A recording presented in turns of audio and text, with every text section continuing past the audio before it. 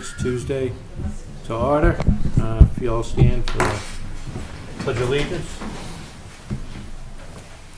I pledge allegiance To the flag of the United States of America and to the republic for which it stands, one nation, under God, indivisible, with liberty and justice for all. Thank you. Okay, any changes to the agenda? I don't have any. Anything? Just under, just a brief update later on about the Nasoya, Vitasoy, Okay. and some conversations moving forward about action if this happens again. Real quick. Okay. Anything else? Put a motion to approve the agenda? I make a motion to approve the agenda as amended. Second. Moved and seconded. All in favor? Aye. All right, and a couple announcements. We neglected to mention the toy drive that's going on, Toys for Tots. There's boxes, there's one here, police station, post office, library? Yes. Yeah.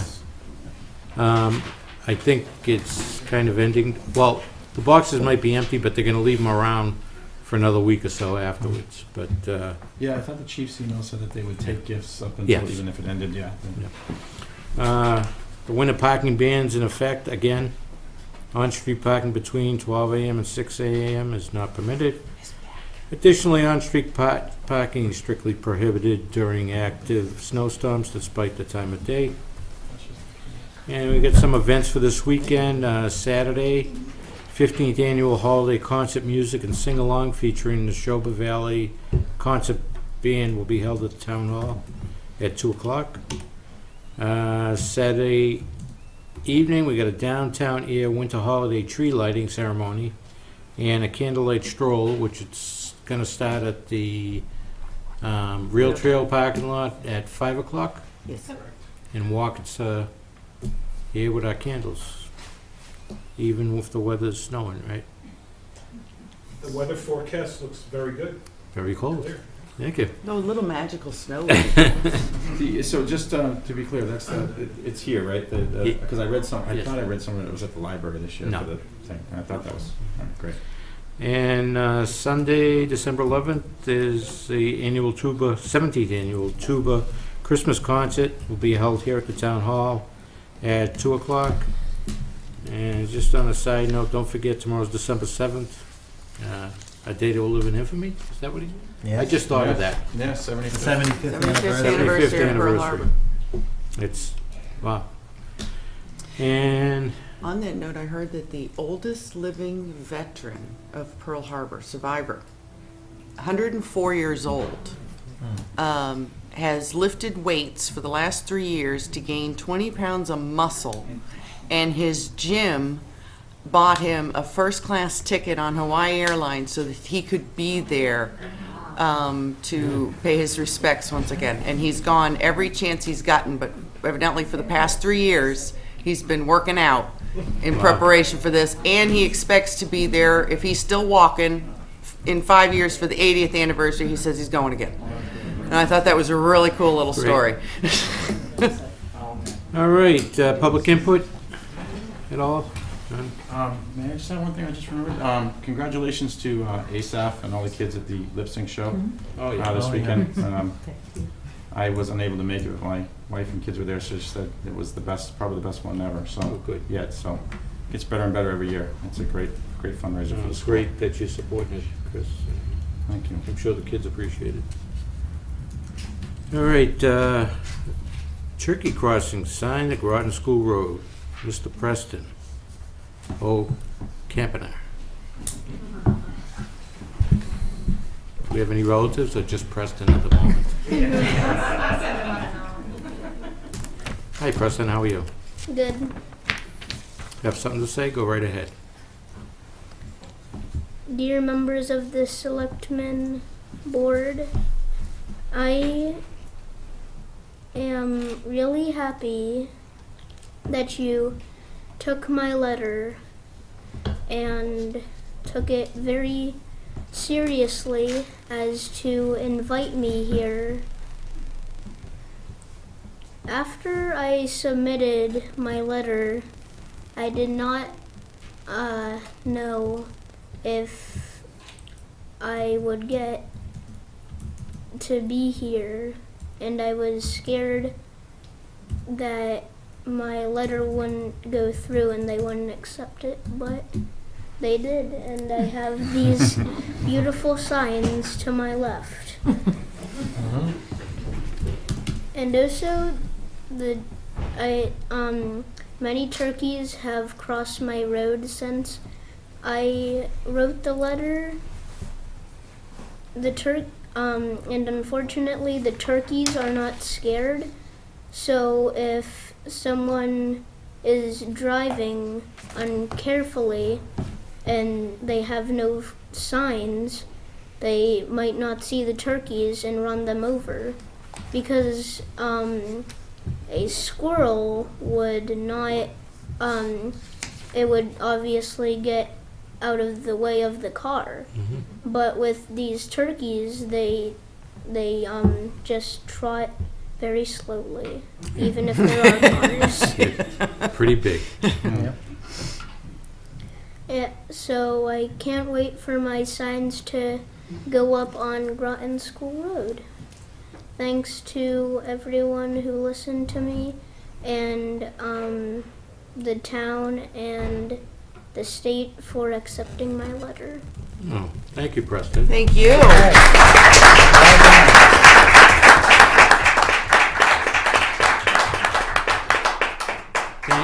Thank you for letting us know about the problem. Although I live on Groton School Road too, and I have a number of turkeys in my backyard. Yes, they do go in my backyard quite often. Yeah. Do they go up in the trees? No. Do you feed them? Well, they kind of feed themselves Yeah. through the bird feeder. Yeah. I know, it's pretty cool, isn't it? Indeed. I love watching them, Chris. Preston, how old are you, buddy? 10. 10? You're a very impressive young man. Probably one of the most impressive people we've had at the head of our table. So. I asked him to. Yeah, I asked him to stay to give my report. Yeah. No. Oh, would you? So I'm sure your parents are proud, as we are. So that's awesome. I'm proud of myself. Good. You should be. Good. Kristen, come on up here. I got something for you. It's not a car or anything cool like that. But this is a certificate of recognition. Certificate is awarded to Preston O. Campana. Is that right, Campana? Yes. Invaluable recognition of increasing the town's awareness regarding the turkey population and the need for turkey crossing signs at Groton School Road. On behalf of the town of Ayer, thank you for the idea and valued input. And the board, I'm Gary Luca, this is Chris Hillman, and this is Janice Livingston, and we all want to thank you, including the town. Thank you. Can we put the sign, Mr. Chairman, can we put the Oh, sign yes. with you guys? Oh, yeah. Preston want a real, You can't take these home with you. We'll let you know when they're gonna go up, though. yes, yes. There we go. Very nice. Nice. Looks like you might want to put it to the side of your neck, son.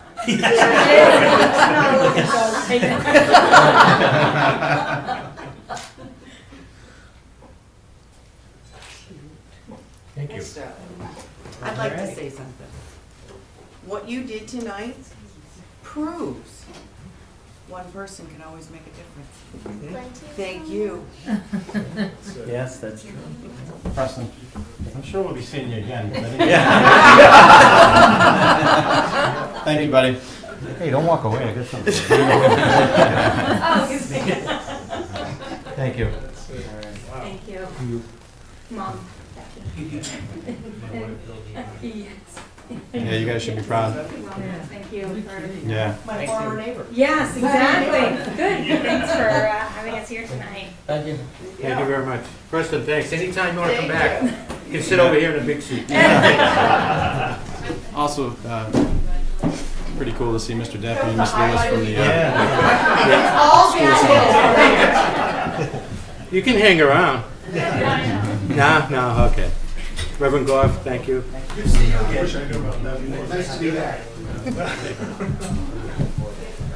Oh, he was an impressive young man. Oh, can we just end the meeting and just end on a high note? Because that was wonderful. That was great.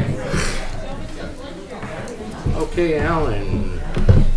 Well, Alan, you got a lot to live up to, but I used to be that cute when I was 10. We all used to be that cute and dead, yeah. Not all of us. I wasn't that cute. Like an ogre. Shrek. Yes. We'll call you that from now on. I'm good with it. can you email me the packet again? Yep. Just Okay, Okay. I guess. You ready? yeah, no, it's just the packet keeps popping up on the screen. I'm good. I get the same problem. Really? Is this PDF? I just got. Boy, the room emptied right out. Yeah, that's good for a tax classification. Yeah. Okay. Alan. Okay. Well, Mr. Chairman, thank you for affording us a time on the agenda. And the first item, again, is just something we're just trying to clean and wrap up. We were here a few weeks ago, and this is just finalizing the budget for the Community and Economic Development Program. Again, I think this was just the result of, I began my service here with the town in the first week of May 2016, and it's sort of, budgets were done before I got in, so it was sort of this strange transitional period that the budget is sort of coming through. So this is the final portion. We were here a few weeks ago with regard to the UDAG portion of our budget that is administered or approved through the Ayer Industrial Development Finance Authority. This is the other portion of it, UDAG funds that just fund our budget. And our budget, again, this past year is just straight lined, no increases. So I guess this is just really an administrative, hopefully, if you're fine. And then we'll look forward to submitting our budget going into, the upcoming fiscal year. But this is really just kind of tying up the past year with our budget. Questions? I read the packet. I don't have it in front of me right now, but everything looks. Yeah. Here, have this one while we work it out. $43,704. $704 from the town's UDIC. This is the usual yearly thing. Yeah. Mm-hmm. Okay, so you're asking for the money from the town's UDIC account to the Office of Community and Economic Development? That's Would- correct. Okay. You got it? You want me to do it? Yeah, I got it. I just wanted to make sure I was going in the right direction. I make a motion that the board approve the transfer of the $43,704 from the town's UDAG account to the Office of Community and Economic Development. Second. Moved and seconded. Any discussion? All in favor? Aye. Thank you. All right. Fire station. Yes. So Are we still on that? Do you have we slides do, or in fact, anything? and I'm sorry, I was Oh. here all day. I was going to call you some visuals because we like being visual, but I got and I didn't get that. It's all ingrained in our brain. I will try to be Yeah, we're- colorful. we're Yeah, right. pretty Yeah, much I think familiar everyone with can the story. visualize right Yeah. over there. There it is. Okay. So the 1934 Ayer Central Fire Station, and I know this has been a property and a project that has been dealt with for many years now in the town. So we came in, myself, my service beginning, and we issued an RFP, and what we think was a greatly improved RFP. That RFP, the first one, was issued in August of 2016. The result of that first issuance of an RFP resulted in one proposal submission. That proposal submission, unfortunately, did not satisfy a lot of just the administrative requirements of the submission. And we informed the proposal submitter that they had not met a lot of just the basic fundamental requirements of the submission. So we rejected that. We had such a positive response, though, just to the RFP, and since we are not quitters in Ayer, until we're at the point where it makes sense to maybe say, okay. We said, let's reissue this. And also, when we issued that first one, it was in mid-August. a time when a lot of folks, frankly, contractors or developers were on vacation or away, so it was a bit of a distractive time. We reissued that RFP in October. The submission deadline was November the 14th. As of November the 14th, we had one proposal submission. The submission was in fact from the same proposer that submitted for our first issuance, and that proposer is Page Moore Realty Trust, okay? A local entity, as we all know here and here. This is all public record, of course, this part of it is open. So, the proposal for the acquisition of the historic fire station was $1,000. That is the offer. Yes, and this is the response that, right, we also, okay. What's The the town- cost to knock it down? Thank you. The, Well, there's more to yes, that offer. the too. es- There's a lot of this contingencies. is important, this is it, yes. Yeah, thank you, Yeah. Selectman Hillman, and actually, you're right. Let me do Good. that part Down, before we down. take Yeah. that. So the proposer is offering $1,000, but this is contingent upon the town of Ayer providing the following incentives to the redevelopment of this property. A reduction in building permit fee, water connection fee, and sewer connection fee. The proposer requires a TIF agreement. They want a TIF for this, which is a tax increment financing district proposal, which is of course subject to town meeting approval. The provision of a clean 21E, Phase 2 21E report by the town of Ayer. That's fine, because we're doing that anyway, and we're in the process of that, we need to do that anyway. The provision of a completed U.S. Department of Interior Form 10900, what that basically means is the proposer, which this is I think commendable, would like to get the building on the National Register. What the 10900 form is basically you'd hire a preservation consultant to write up the whole U.S. Department of Interior eligibility nomination form. We can do that in-house. I've already done all the research on this building, and I've done many of those in my career. We know how to do them. We could do that in-house, and that then would be submitted to the Mass Historic Commission to see that if they would approve the building going on the National Register of Historic Places. And by the way, all the National Register designation does, a lot of people think, oh, the building is protected, then it can't be demolished. Incorrect. Any building that's listed, this building that's listed on the National Register, you could demolish this tomorrow if you wanted to. But you Get- can't change the windows. Boy, that was good. Ooh. I need a rim shot for that. That was Okay. good. But what it does is it puts the property in a favorable position to get grants, and most importantly for developers, then to benefit from the historic preservation tax credits, both state and federal, which total 40% of the total construction budget. So it's a big deal if that did happen. The proposer is seeking relief, zoning relief, and this, by the way, also needs to happen. Our current zoning for the downtown district requires 2 parking spaces, on-site parking spaces per dwelling unit. That is obsolete. Every town and city I know, I've worked for many years, and I've written these codes, you do 1 parking space per dwelling unit in downtowns. There are many cities and towns that are down to 0.75 or less per. So we need to do that anyway in our downtown. And then finally, they are seeking town support for a, through our Community Preservation Fund of up to a $40,000 facade grant.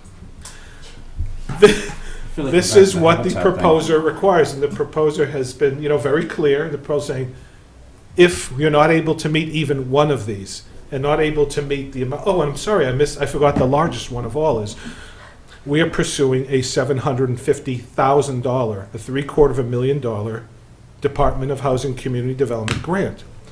We have been meeting with the administrator at DHCD, I have been for the last few months.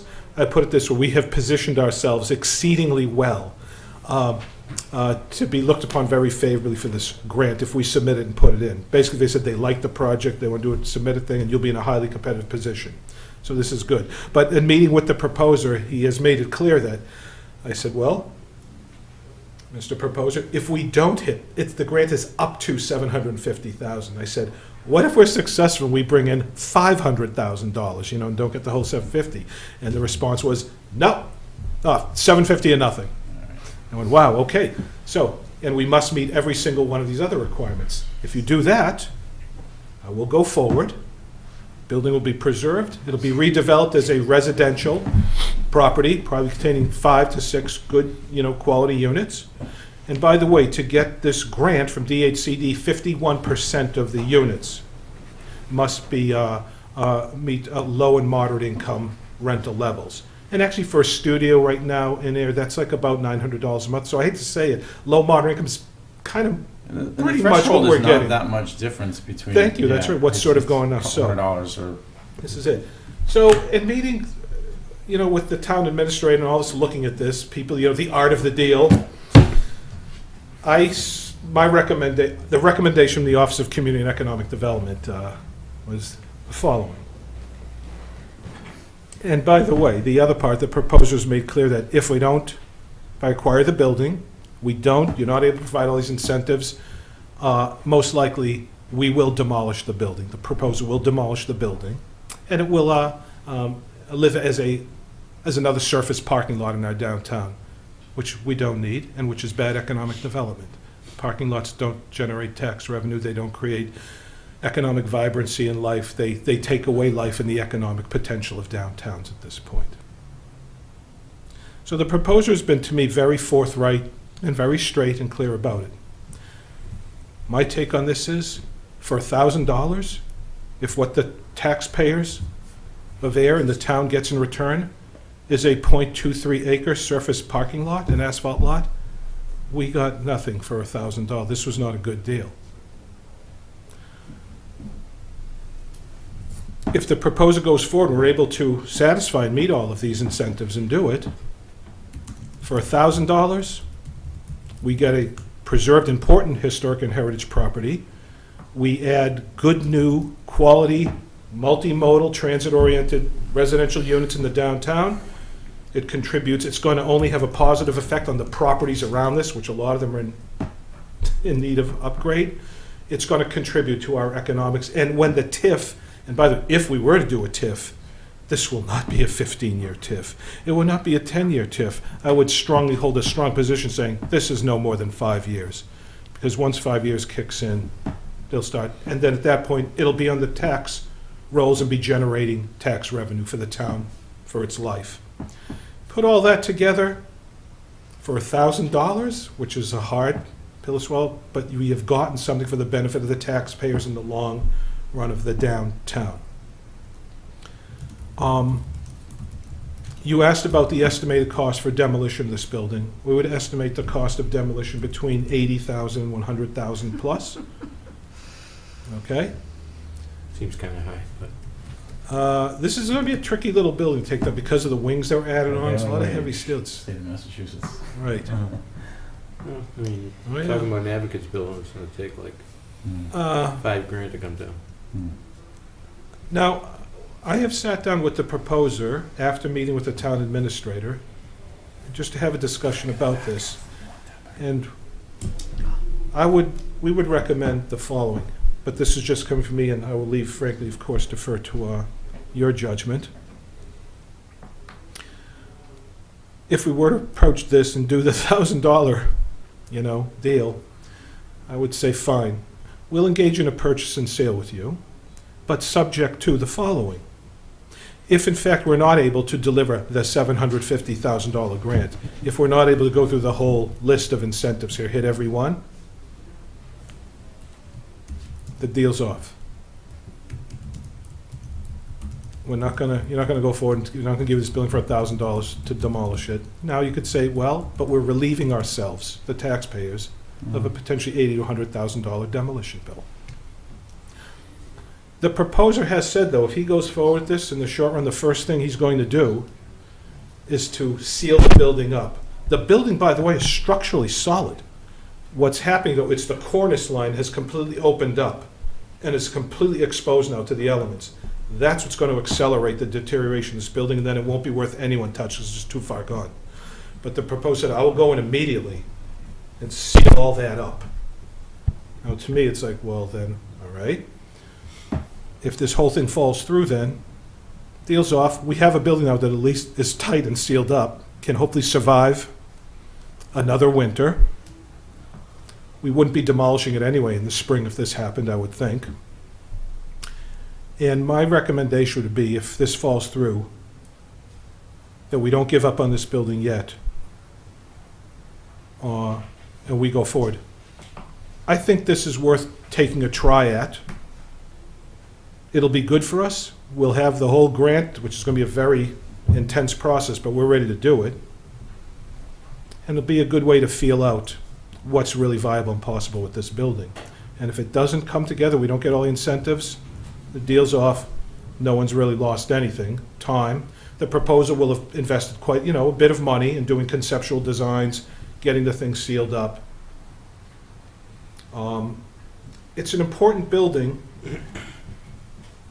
but it's unfortunately what's happened with this is the wings that were added on has made it very difficult for anyone to redevelop. We can't get into the National Register until those wings are demolished. And the fact that it's been out there so long, like I'm a collector of vintage Electric American guitars. On eBay. When I'm on eBay and when I see a certain guitar and I'm watching it for a while and it's there and it shows up again and no one got it and then it shows up again, it's just like a house or a car and it's for sale. It's just been out there too long. It's like, oh, that again. It gets a stigma about it. It's like, why is no one touching this thing? What is wrong with it? And then it's just like, oh, that thing again. This has just been out there a long time. And a lot of developers said, yeah, we know about that. We sit and it's like, guys, give it a second look. We're looking at other things. It's just been out there a long time. So this is where we are at right now. We have a proposal in hand. So And so it's an interesting judgment call as to, what the right permits are approach is. $45,840, and we're getting $1,000, and it's costing us $40. Not to mention the TIF and whatever fees we're waiting. Oh, good. Yeah. And for what No, it's, I'm sorry. I No, was just no, wondering. okay. and for what it's worth, there was an appraisal done on the property in 2014 we did for this. The land and building appraised in 2014 for $70,000. The property right now, as it's assessed with us in the town, the building value is $428,300. Land value is $89,900. So total assessed value right now of $518,200. The other thing to do is say if this all doesn't come together and we can't reach, hit all the incentives and all, we decide we really don't want to go forward with this. I would recommend going forward with the proposer and saying, fine, if you're going to demolish, it's going to be a parking lot. We're not going to sell you this land for $1,000. I'll sell you the land for the appraised value, or it'll be somewhere between $70,000 and $90,000. That's the price. If you want to buy it to demolish and do whatever you're going to do with it, we'll do that. We'll talk to you about that. But it's not going to be for $1,000. Does the buyer suggest anything about it being right next to his property? Well, he has cited the fact that this is desirable to him because he can now expand his current property holdings and be a contiguous, massive asphalt pond out there that, again, is just, I like asphalt. and this is it. By the way, people might not be very happy, which our town administrators brought up, which is the case, because I think like a good urban planner. People might not like the sight of what is behind this building if it's demolished. Properties that are, kind of rough shape. The other approach that, could be the following, and I discussed this with the proposer as well. It's like, we'll sell it to you perhaps for $1,000. That could happen for $1,000. Demolish the current building, clear out the pad, but give us a fully articulated, designed out that you're going to build new quality building on this site, a 2 to 3 story building. All right. That's going to generate tax revenue, that's going to provide new housing, new commercial space, and will actually contribute. That might be worth selling this land to you for $1,000, but you have to give us show us you have the financing, show us the development plan, and we come to a mutually agreed upon reasonable time that this building will be built, constructed, and delivered on that site. And we have a wonderful new downtown building that's generating tax revenue. That may be something we would think for $1,000. But not for another empty lot. That's not a good deal for us. In other words, there has to be something that's done and produced that's going to generate vitality and economic revenue value for the town. Otherwise, why would we sell this to you for $1,000? That's our take. Chris?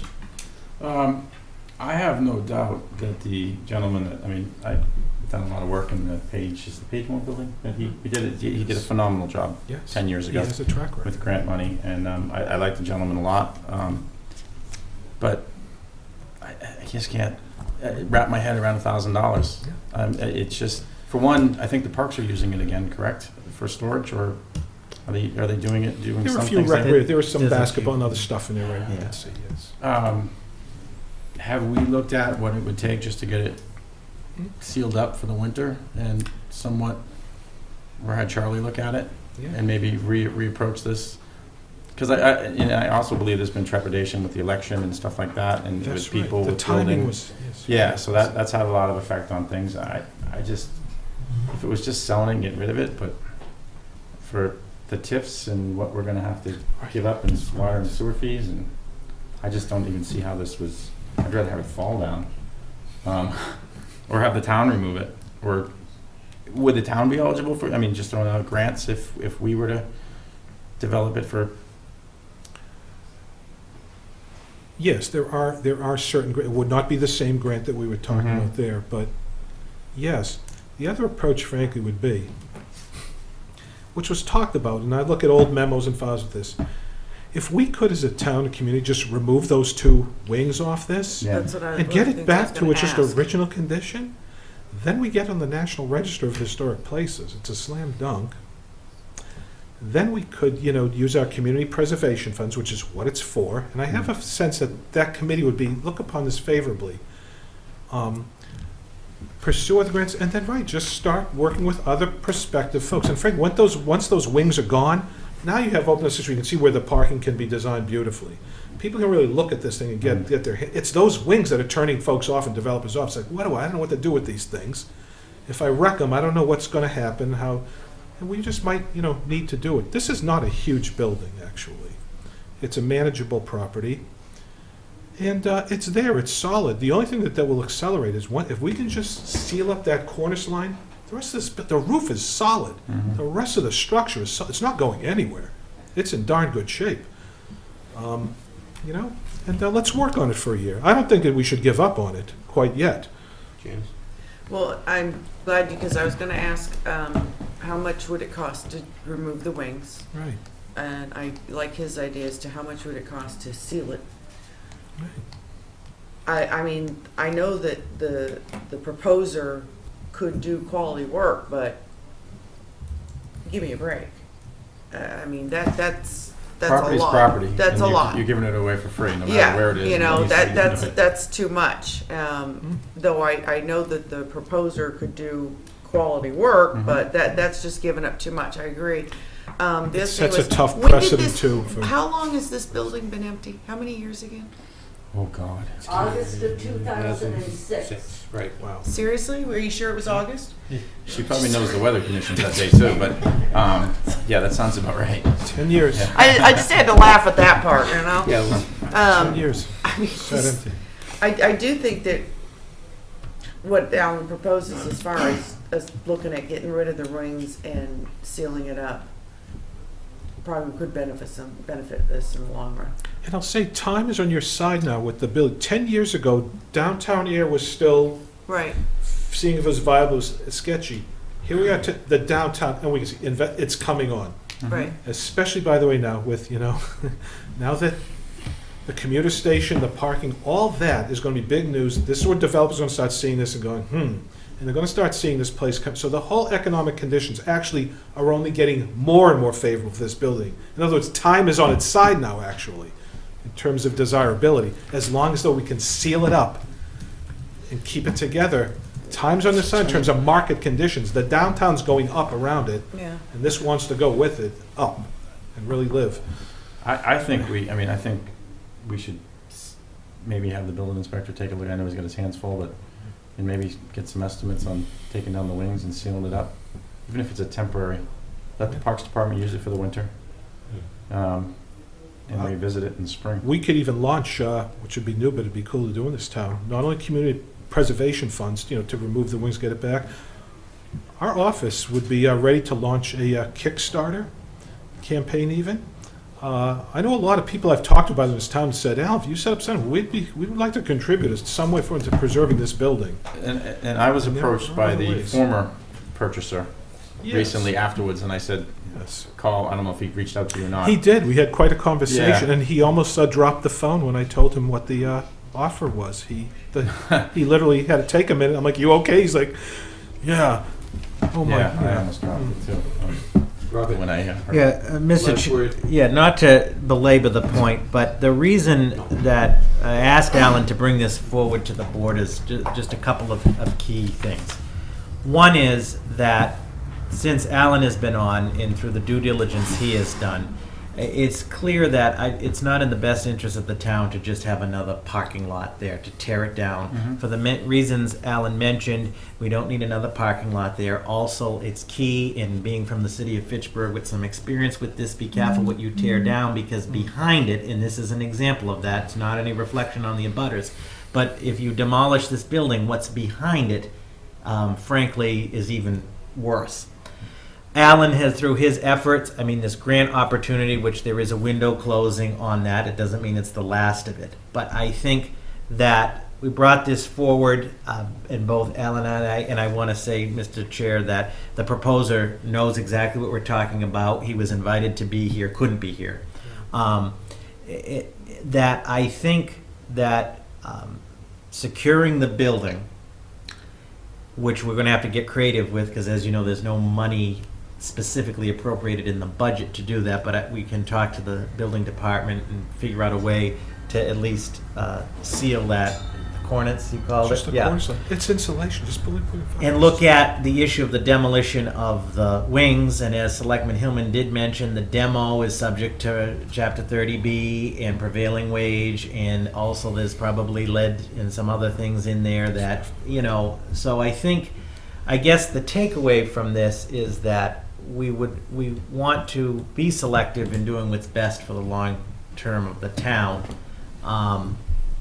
And it sounds like from the board that the route to go is for us to secure the building, to come up with a proposal regarding the wings, and to move forward sort of in the trajectory that Alan has set forth, which is a partnership with historic funds, but to get the private sector involved. Because lastly, as we know, we've looked at it for municipal purposes, and if you do the cost-benefit analysis, it is a white albatross for the town in that sense, meaning we've looked at before you had storage, offices, so forth. But it's not from a lack of effort. Unfortunately, I think we wish after the second issuance we would have more realistic proposals. Right. So anybody want to accept this? No, actually. This proposal? Yeah. No. Do we need to you want to make a motion on that? Sure. I make a motion that the town reject the one bid that we received for the former firehouse, and pursue other avenues for the town to at least make it weather tight for the season moving forward. Seconded. Moved in second. Any more discussion? All in favor? Aye. Aye. All right, so page 2. We will report back. Okay? All right. Thanks. Thank you. Thank you.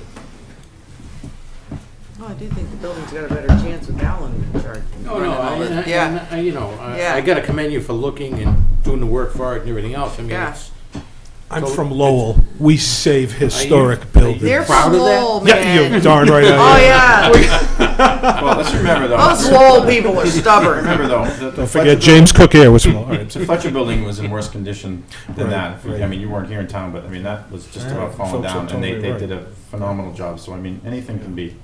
Exactly. And I'll tell you, if I like the idea about the little fundraiser that you were talking this about. would be a whatever. Yeah, perfect Kickstarter because campaign that locally. also gives ownership for the That's- residents or whatever This is who right. decide And to I'll tell you, get if we into can it. remove those wings, get it on the register. I've been able to Wings put that are out. so annoying. Right.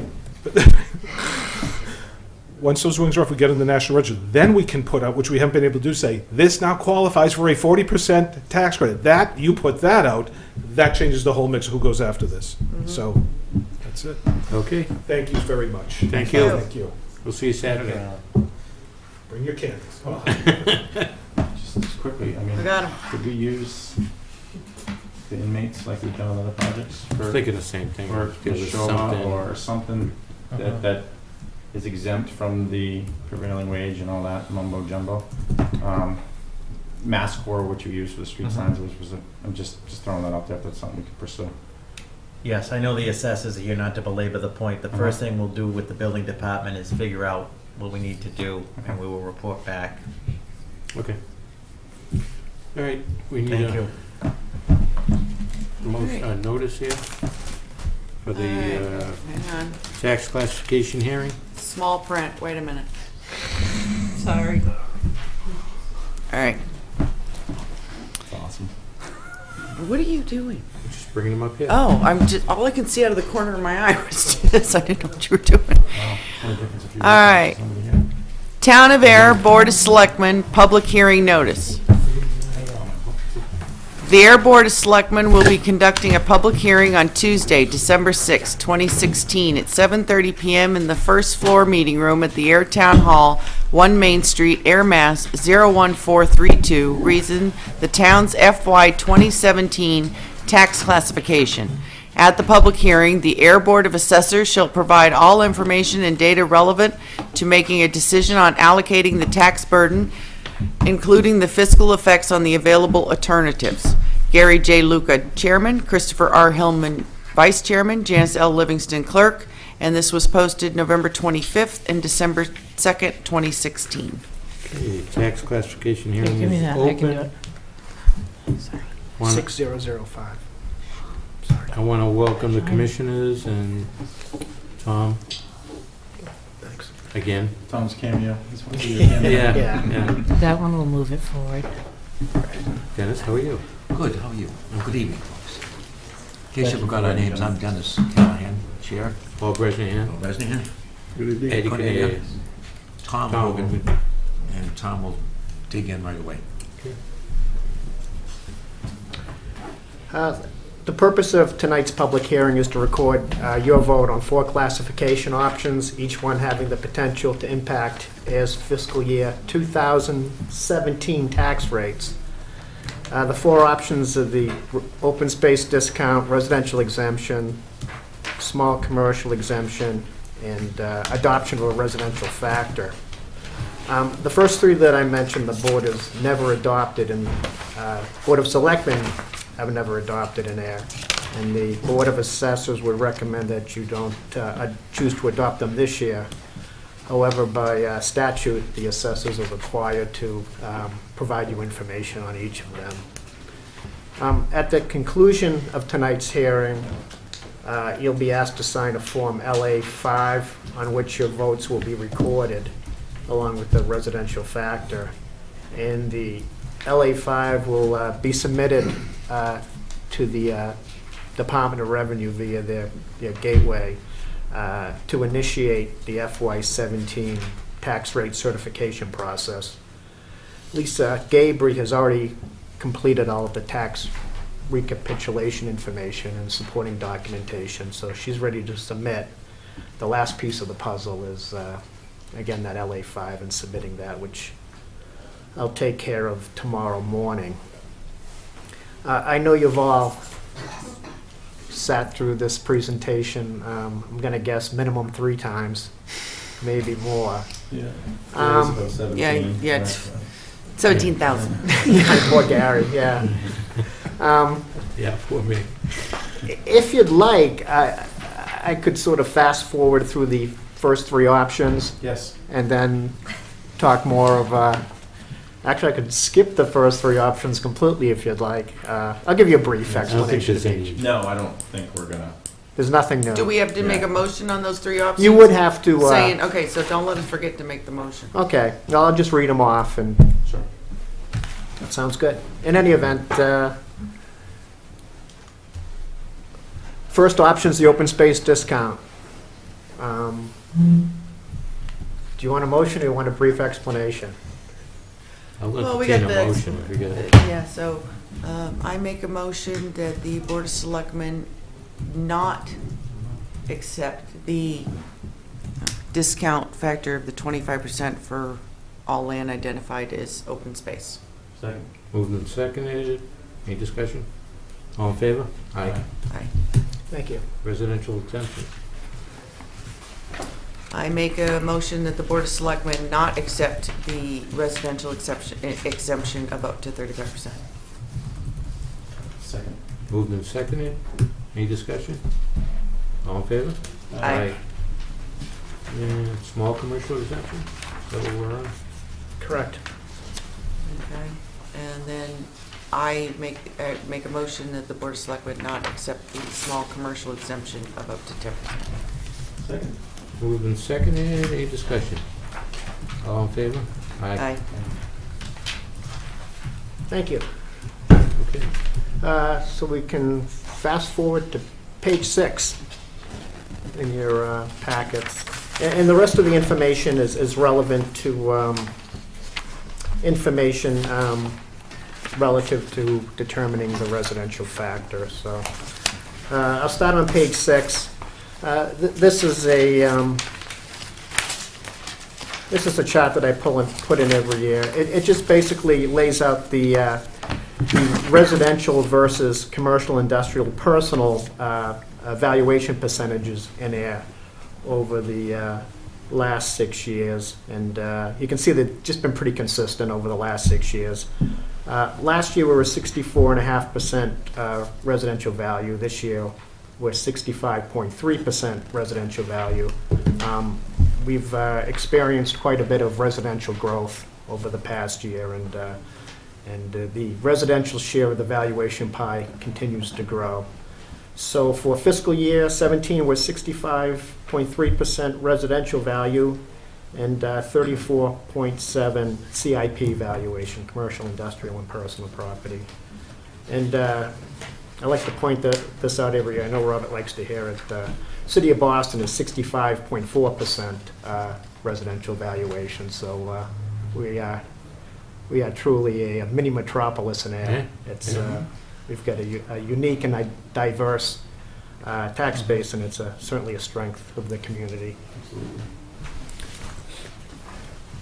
On page 7, this graph. I just have one question. Sure. Did we do the revaluation this year? Yes, we did. That was this. Yeah. I'll speak about that Okay. briefly later on All right. in the presentation. On page 7, I list levy percentages because even though last year residential valuation was 64.5% of the total taxable valuation, they assumed only 54% of the tax levy. And conversely, even though commercial industrial taxpayers last year were 35.5% of the total valuation of the town, they assumed 46% of the tax levy, and that's because we have a classified rate. We have a lower rate for residential, a higher one for CIP. And if you look back to 2012, the selectmen, the votes of the selectmen over that time span is kind of kept those levy percentages consistent. There's no wild swings between classes. Generally what happens is if one class of property appreciates faster than the other, there'll be a shifting of the tax burden to the growing valuation class, and there'll be a spike in those bills, and you can use the residential factor to sort of smooth out those spikes in valuation. And at the end of the chart for 2017, I just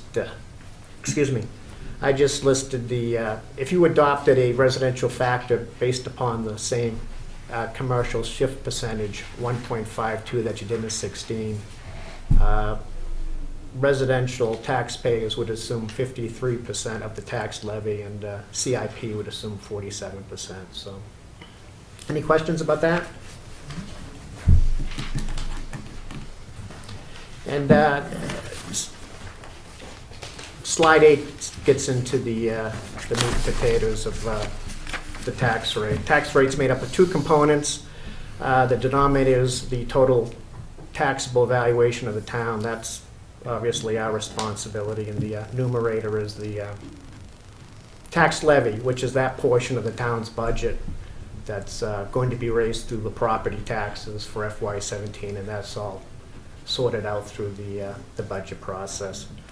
But like Mr. Luke explained earlier, for FY17, the Board of Assessors completed a revaluation of all property in town. We were audited by the Department of Revenue for most of the year, and we received final certification on Friday, December 2nd, just in time for tonight's hearing.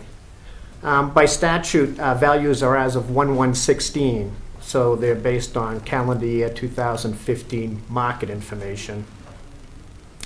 But for FY17, the total taxable valuation of Ayer is $1,098,119,600, and that is an increase of 5% in the total taxable valuation over FY16. And that's the most significant increase we've had in property values in quite a few years. Last year we were about 3%, this year we're 5%. And if you look forward in 2016 sales, the market, particularly the residential market, is still strong, which is good news. When values start increasing, tax rates start dropping. It's not that tax bills go down, but it's nice to see rates start to dip a bit. I believe Ayer was in the top 15 in the state, I believe, for Prob- home increase in home values and Yeah, sales. it's really taken off in 16, it looks like. For Yeah. 15, our average single-family home's up about 5.8%, a little less than 6%. That might be a little inflated because we had 34 new homes come online this year and about $8 million in residential growth valuation. So that'll skew that number a little bit on the high end. But generally speaking, single-family home properties are appreciating last year, this year, and for next year. And the great thing about it is it's just not new construction. Now we're seeing sales of the homes in the older established neighborhoods that are selling for prices that we haven't seen in a while. So that's good for everybody. I usually do this every year for the board, only because I have to point out something in the form that you signed, the LA5, and this is sort of a good way to take care of that. This is the numerator of the tax rate equation. This is the how the levy was determined for FY17. The formula is you start with the prior year's levy limit, increase it 2.5% under the by statute under Proposition 2.5. We had $526,435 in growth valuation. That's new construction dollars and personal property valuation. It's a big number. Yeah, it's a big sign. And we have $1,912,700 and debt exclusions. That's like the debt service on capital projects. That's library, police station, fire station, things of that nature. And maximum allowable tax levy under law is for this year is $23,228,475. Our actual tax levy is $21,991,743, and that means we have $1.2 million in excess levy capacity, and that's great. That's we've talked about it before. What's happening is we're getting a lot of growth valuation, and it comes from all different places. One year it's commercial, one year it's personal, but mostly it's a lot of residential growth. And what happens is there have been modest increases in the tax levy from year to year. We've had a lot of growth, and what that does is that builds up excess levy capacities. So we could, without a 2.5 override, have levied $1.2 million more in taxes this year than we did. And this is the type of thing that speaks to the financial health of the communities. I know the bond people are happy to see this type of thing, and I think it speaks well of the, the financial planning in the town. Yeah. And last year we were at 900,000? Yeah, I looked, Access? correct, yeah. Yeah. And I looked back previously, and 'cause I've been here in a while, and I remember when things weren't so good financially, and you only have to go back to FY 2012, and the excess levy capacity that year was $2,135. So this is really something that's that's come on more recently than you really think.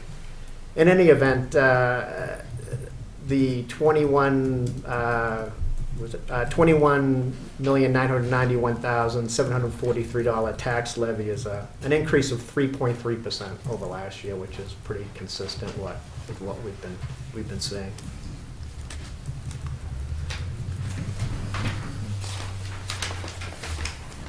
I thought you might find this interesting. Ayer does not have a single tax rate, but if we did, It went down? What's that? It went down? It went down, yeah. Again, you just take the tax levy, divide it by the total taxable valuation of the town, multiply it by 1,000, and this year it's $20.03. Last year it was $20.34. But what happened was, all things being equal, if you raise valuation 5%, the rate will drop 5%, but we increased the levy 3.3%, so we've got a net 1.6% drop in the uniform tax rate.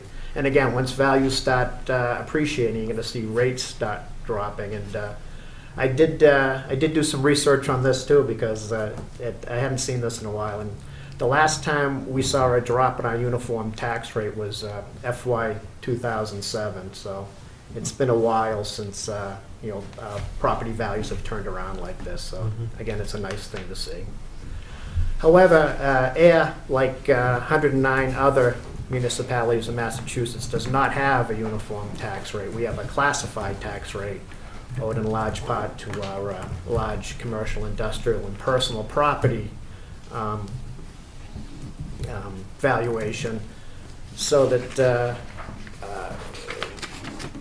it would be nice to be able to stop at a uniform tax rate, but we have to push on. And on sheet. If you want to stop the growth in town, you can adopt that. Brakes on real quick. This is, if you look at the header, it's FY16 classification data. This is sort of a rehash of your vote from last year's hearing. As you can see, 64.5% of the town was residential. They assumed 46% of the levy. Tax rate's $14.53.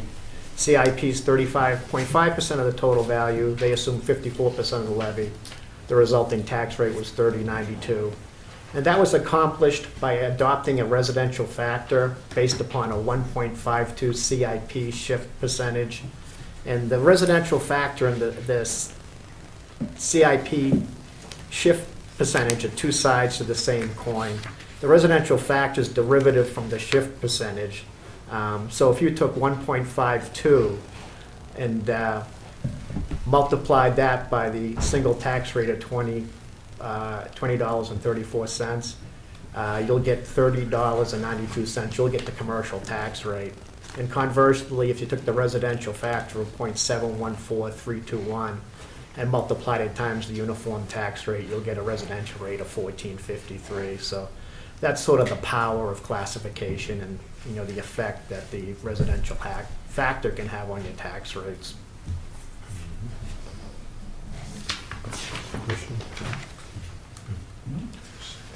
We're already on the last slide. This is a little different this year.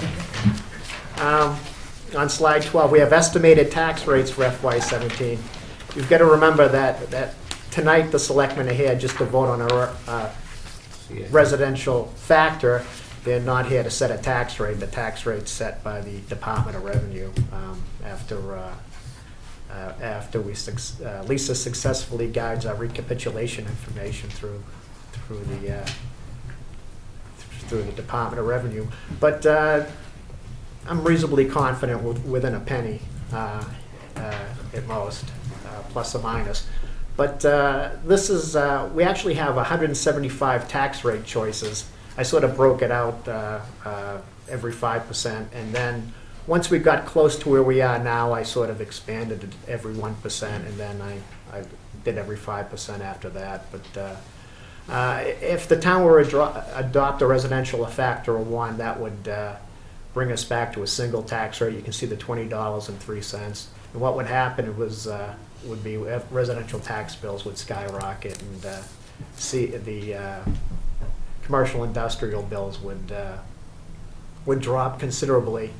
And on the other end of the spectrum, the 1.75 shift, that would be the lowest residential rate you could have under the law, and conversely the highest CIP rate under law. And if we did that, the residential bill would drop $500, and the average commercial industrial bill would increase $1,500. So that would sort of be a drastic change also. I highlighted in red the residential factor corresponding to a 1.52 shift percentage, because that's what you did last year. And if you read across, the resulting rates would be $14.50 for residential, down 3 cents from this year, the prior year, and $30.44 for CIP. And you'd see an average increase of $2.26 on the average residential bill, and I've got a mistake in my head. That's a median commercial industrial bill, a median increase of $248. And the average residential bill would go up 5.5%. The median commercial industrial would only go up 3.2%.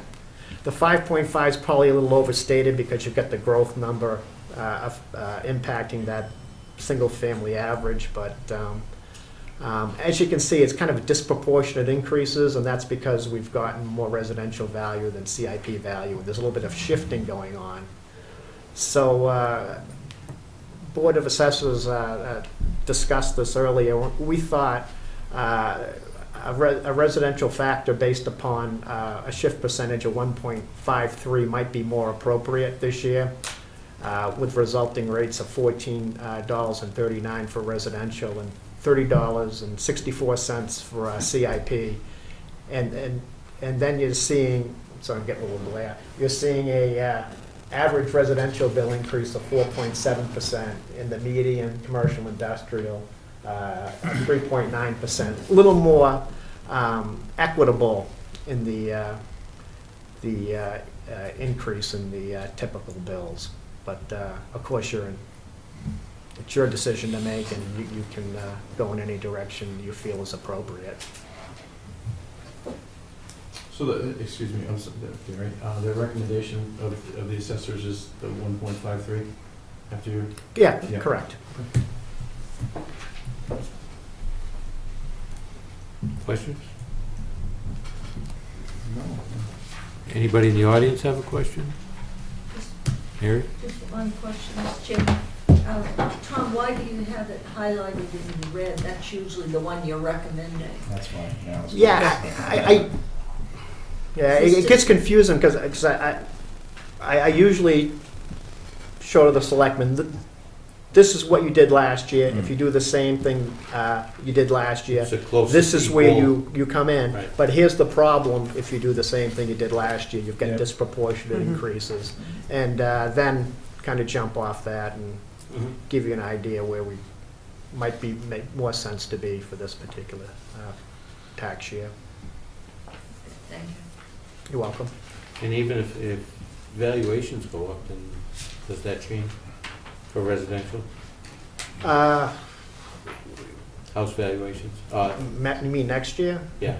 Yeah, I mean, the problem with property appreciation is when the market's flat, you can sort of sit at the same percentage year after year, but when the residential market starts appreciating, and generally it appreciates a lot quicker than the commercial industrial market, you'll get shifting, and then you'll see cities and towns keep pushing down increasing the shift percentage to equalize bills. And eventually, it happened, the last real estate boom, you run out of room to shift, and then whatever happens, there's nowhere else to go. And so when you do move down that column, you just want to make sure that you're not too aggressive, because you might need some of that, that shifting room for later years if the market keeps doing what it's doing. Tom, didn't you find that this year, well, the figures that we're using for this year, that residential value actually increased, but the commercial CIP did not? It stayed pretty flat.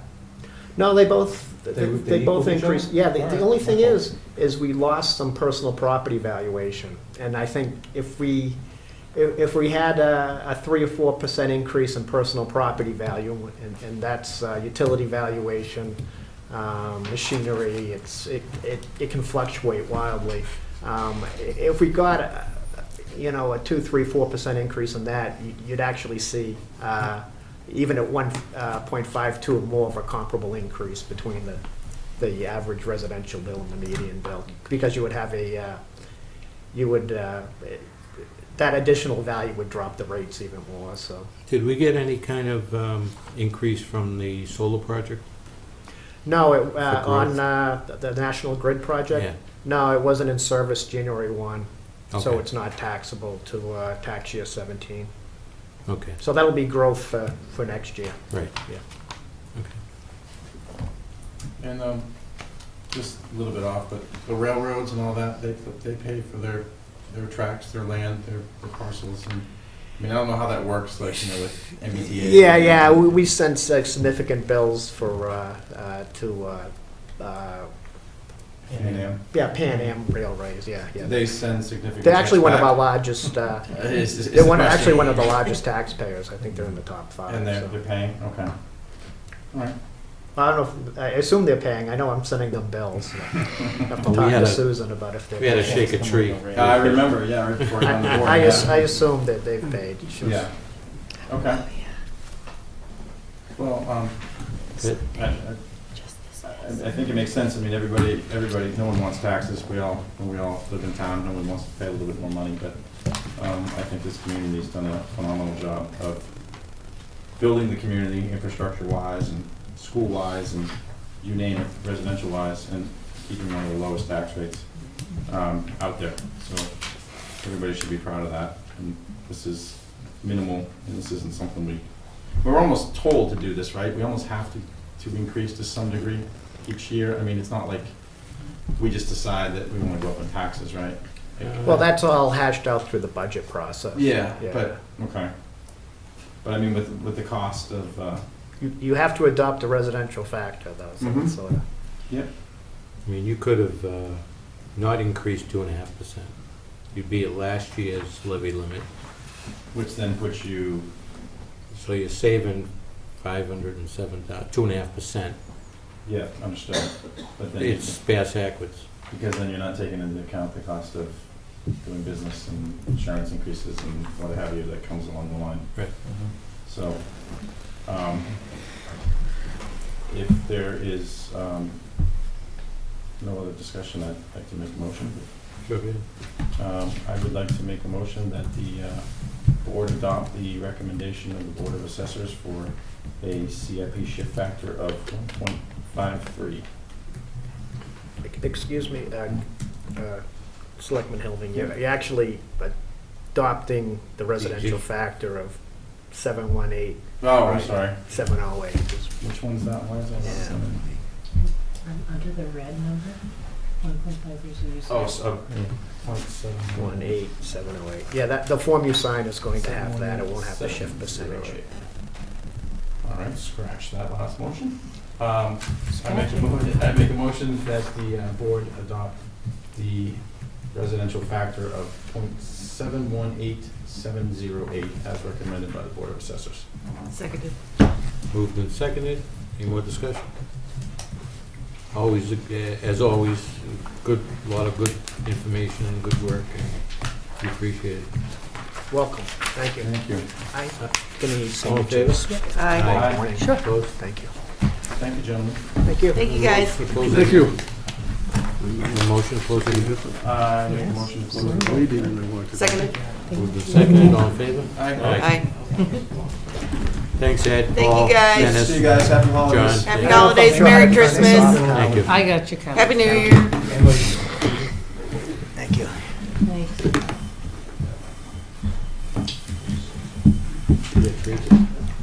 Yeah, I just wanted to know, we're excited. What? Which one's great? Oh, I know, I saw that. Let Dan sit in the Thank God we got big seat. Be nice to have some pictures. Here's those forms that Yeah. for the amendment to that. Oh, yep. Yeah, it's me. Got it. I'll do that. Dan, first of all, congratulations on the, Oh, thank you. appreciate it. Yeah. how's that going? Yeah, he's doing well. He's Yeah, how you doing? just over a month. Haven't had a full night of sleep in since. But, He sleeps at his desk. Yeah. Cat naps are a wonderful thing. You can give up sleep for the rest of your life. Yeah. Because even when they move out, you still ain't gonna be sleeping. Everything's good? Mama's good? Yep. They're all doing well, thanks. Yeah. All right, what do we got? Sewer inflow? Thank you. Yes, the first item on the agenda is the professional services agreement for our sewer inflow infiltration study. This is, it's a requirement of our NPDES permit, but it's also a good idea. What we find is when it rains that our sewer flow increases significantly, it more than doubles during some storms. So we're obviously getting some water from somewhere.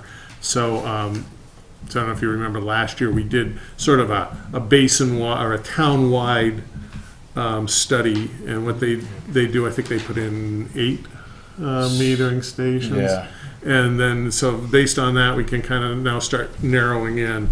So this is the next phase, and we did appropriate money in this year's budget to do this. And it's important that we get it started because we need to be in line to put the meters in the spring, because if we don't sign up now, we won't be able to get any flow meters in the spring. But it's a long-term process. So once we finish this next phase, then we'll go into a little more detail on another phase. And one of the things we're working on is coming up with a policy so that as developers try to connect to our system, they have to start paying for the infiltration study and removal. So this is a contract for $50,000 with Arcadis USA for signature by the chair. Questions? No, I mean, it just, it sounds silly, water getting into the sewer system, you think, but we have to pay to remove and send elsewhere. So obviously, it makes sense to identify where it shouldn't be getting in, or who's illegally putting it in. I'm sure it's, Well, and I don't know if they're illegal. I don't know if there's any well, I do know there's someone who occasionally opens a manhole to let his puddle drain into the sewer. But a lot of times it's just someone connected to the wrong pipe, or someone puts a sump pump down in their basement and don't realize that they shouldn't be pumping that into the sewer. They ought to be pumping it out to their backyard. So a lot of it is it's just old bad habits that we need to check. Then we also have leaks in our system. The work we did up on Pleasant Street and stuff, did that alleviate some issues? Yes. Yeah. So we've kind of been picking away at it. We on Pleasant Street we we fixed some breaks and we relined the pipe. So that's a nice tight pipe. Same with East Main Street, and how far do we go down on Tannery? Yeah. Down to Bly. Yeah. So we again line the pipe, fix some breaks, and but those only a couple streets out of a whole bunch, and the sewer system was clay pipe put in the 40s, so it does get some cracks. It's actually, a lot of it's in pretty good straight shape structurally, but it does have some 1840s or 1940s? 1940s. Okay. Well, I saw some of the way some of it looked. Well, the It water was- mains might be from. Yeah, look at that. Trees. Disgusting. That's 2 copies. Do we need to vote on this, right? Yeah. I make a motion to enter into a standing agreement with professional services with Arcadis for the infiltration and inflow analysis phase, just stand for 1B or B? 1B. 1B, as yeah. outlined by the superintendent. Seconded? Moved and Signature seconded. by the chair, I'm sorry. Moved and seconded. Any discussion? The amount of $50,000? 50,000, You want to add that? Oh, I did say that. Did you? Oh, yeah, I thought I did. For the amount of $50,000. All right. All in favor? Aye. Okay. The next item for our East Main Street water main, water and sewer project, we have a change order number 2 for execution by the chair. This was additional work. Some of it was for unforeseen conditions and some of it was just to, like for instance, paving. Instead, we originally had on East Main Street just paving the trench. But as we got farther along in the project, we realized just paving the trench wasn't going to do it because the gas main trench kept collapsing also, so it just kept getting wider and wider. So we ended up paving about a lane width on that, which, as you probably notice, is quite an improvement over what was there. Cars drive a little closer to the sidewalk, but it's so much nicer. And then there's some other things, some little odds and ends things. We fixed some of the drainage on East Street. We fixed drainage on Oak Street, and we added a fire service on Groton Harvard. Yeah, 13 Groton Harvard Road. That was the knife factory that wasn't shown on the plan. So it's a kind of a mishmash of things. It was all reviewed and approved by USDA. So this is the change order for $111,430.06. Signature. For a signature by the chair. Okay. Good. James? Make a motion that the Board of Selectmen approve the East Main Street Water and Sewer Change Order number 2 in the amount of $111,430.06 as presented by Mark in the packet with signature by the chair. Second. Moved and seconded. Any discussion? All in favor? Aye. Aye.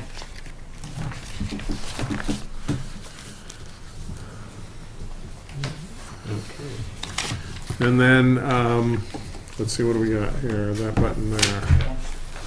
So the final item is, you've probably been hearing about this for about 6 or 7 years now. The town has a stormwater discharge permit. We're called an MS4 permit. And the EPA proposed an amendment to that permit. It kept going back and forth, comments, drafts, and then it was finally finalized this spring.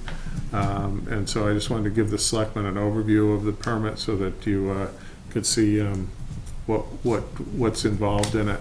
One thing I'd like to point out, I'm going to be talking more about what the permit requirements are, but a lot of these are good things, and there's things that we're already doing.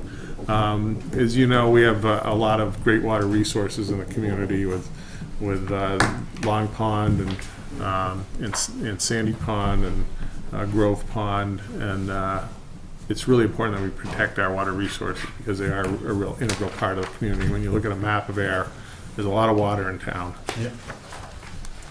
Not enough to drink, but Well, there's enough to drink as long as there's just not enough it not enough to water your lawns. So what is an MS4 permit? You can probably guess. The MS4 is EPA likes to use these terms: municipal separate storm sewer system. And they started this in 1990. I think we got our first permit in around 2002. Does that sound right? Yeah. So we have a discharge. It's a general permit. So everybody in Massachusetts really has the same permit, but it depends a little bit on the size of your town and the density and your receiving waters. But we do have specific things that we do right now under the permit, and we'll have some additional ones under our new permit that will become effective on July 1st. Some of the key requirements: we have to submit a notice of intent by next September. We have to submit a stormwater management plan by July 2018. Compile inventory of our sanitary sewer overflows. We don't have any, fortunately. But you have some communities like Fitchburg and Lowell that are spending millions of dollars getting rid of their SSOs. We have to rank our outfalls and catchment areas for illicit discharge detection and elimination. Develop a plan to do sampling to identify illicit connections. Develop inspection enforcement protocols for construction erosion control. Perform BMP inspections. BMPs are best management practices. More frequent street sweeping, catch basin inspections. And then, and we do have impaired water resources in our town, so we will have some additional requirements that we need to meet. So the notice of intent is really a report that kind of identifies what we're going to do for the permit period. There's a lot of public education and outreach, public involvement, participation. We have to do some illicit discharge and detection elimination. Construction site stormwater runoff, stormwater management, new developments and redevelopments, and then good housekeeping and pollution prevention. As I mentioned, we do have impaired water quality, and it's related to phosphorus, and so we have some additional requirements. But most of this, the nutrient source identification report isn't due until year 4 of the permit, so we have some time to do that, and basically we will delineate where the nitrogen and phosphorus are coming from, some potential retrofits, and have one demonstration project. We're already in the process of doing that. We had the pond study done, and in the pond study we identified some sources of nutrients entering the pond, and so we've designed 3 pilot improvement projects, which we put out to bid and unfortunately didn't get any bidders. I think it was some timing and things, so we're going to work on that over the winter and get that out to bid again. But like I said, we're already well underway with this. And one thing that's interesting is the pond report modeled how much phosphorus removal we could expect through these improvements, and so it'll be interesting to start tracking it and seeing if they are as effective. So what have we already done? We've been doing the GIS mapping of our storm sewer system, culverts, catch basins, and outfalls. As you can probably imagine, our water and sewer mapping is a little difficult, but we have pretty good records on that. Storm drains, we don't have much on, except the new stuff. You know, you see a catch basin and you see a manhole, you think they're connected. They're not. You don't know where it goes. So we're finding out a lot about that. We're going to have to do a lot more field investigations with putting some water into it. A funny story is when we flush hydrants on Upper Pleasant Street, instead of, we think it should be going down the drain on Pleasant Street, it comes out down on Jackson Street. Wow. So it goes through someone's yard. We don't know where. So we're picking away at that. We'll monitor for illicit discharge in catch basins. When we do our catch basin cleaning, the person that cleans it does keep a log if he sees anything in it. What he mostly looks for is if there's an oil sheen. What we usually find is a lot of dog poop bags. So, inspection. Use the bag. You might as well get I haven't trained my dog to go over the catch basin great yet. The inspection of outfalls and culverts, those are in progress. Actually, Dan and I were out last week in the rain looking at some down in Gary's neighborhood. As we need to start doing some maintenance on those. We do a little bit of public outreach, probably not as consistent and as detailed as we should, but we do occasionally put something out on the website or on Twitter on some stormwater tips. And we've been doing water quality monitoring in the ponds. How often do you do? It's 3 times a year, spring, summer, and early fall. So we bought the equipment. We do have to send some of it out to the labs to do. But we're starting to now collect some data so we can see if these improvements are benefiting. Obviously, we do a fair amount of street sweeping. There's our antique street sweeper going down East Main Street, and we do review of stormwater management systems on the planning board submissions. Look at making sure it meets the state requirements, and that it's also easy to maintain and doesn't impact our operations. As I mentioned, we designed some outfall BMPs at 3 locations, and we have a SWIP plan, which is a spill prevention and pollution Stormwater pollution prevention plan at the wastewater treatment plant, and we're doing training on that we have to do on an annual basis. So what else do we need to do to meet the permit requirements? We will have to deliver annual public education materials to various target audiences, and that's detailed in the regulations. We'll do a catchment investigation plan and dry weather screening. One thing that I know the town administrator is working on bylaw updates, so we need to look at, we do have some stormwater bylaws that need to be updated as far as meeting the new requirements, who's responsible for what, so we're starting to look at that. Has the state updated this, Their stormwater? Their plan, their guidance manual hasn't been updated as far as I know. Last time I looked, it hadn't been. And I don't know whether anyone has any model bylaws that meet the new requirements. A lot of consultants are jumping on this and sending us notices saying, oh, we're ready to help you anytime you want. So far, Dan and I have a pretty good handle on what we need to do and how we're going to do it.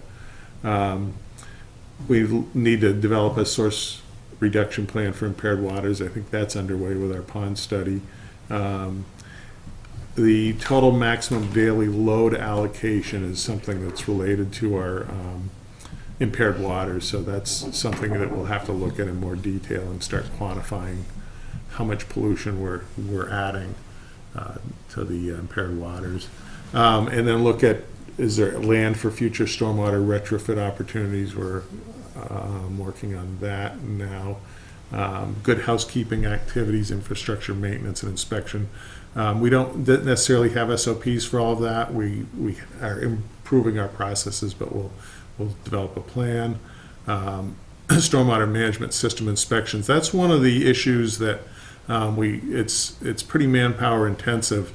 And hopefully I can work with the conservation agent on developing that, because we do have a lot of, like up in Pingree, there's stormwater management systems that are owned by the homeowners association. A lot of the commercial developments and the condo developments have their own stormwater management systems, and they're supposed to have a maintenance plan, but we don't really check to make sure that they do it.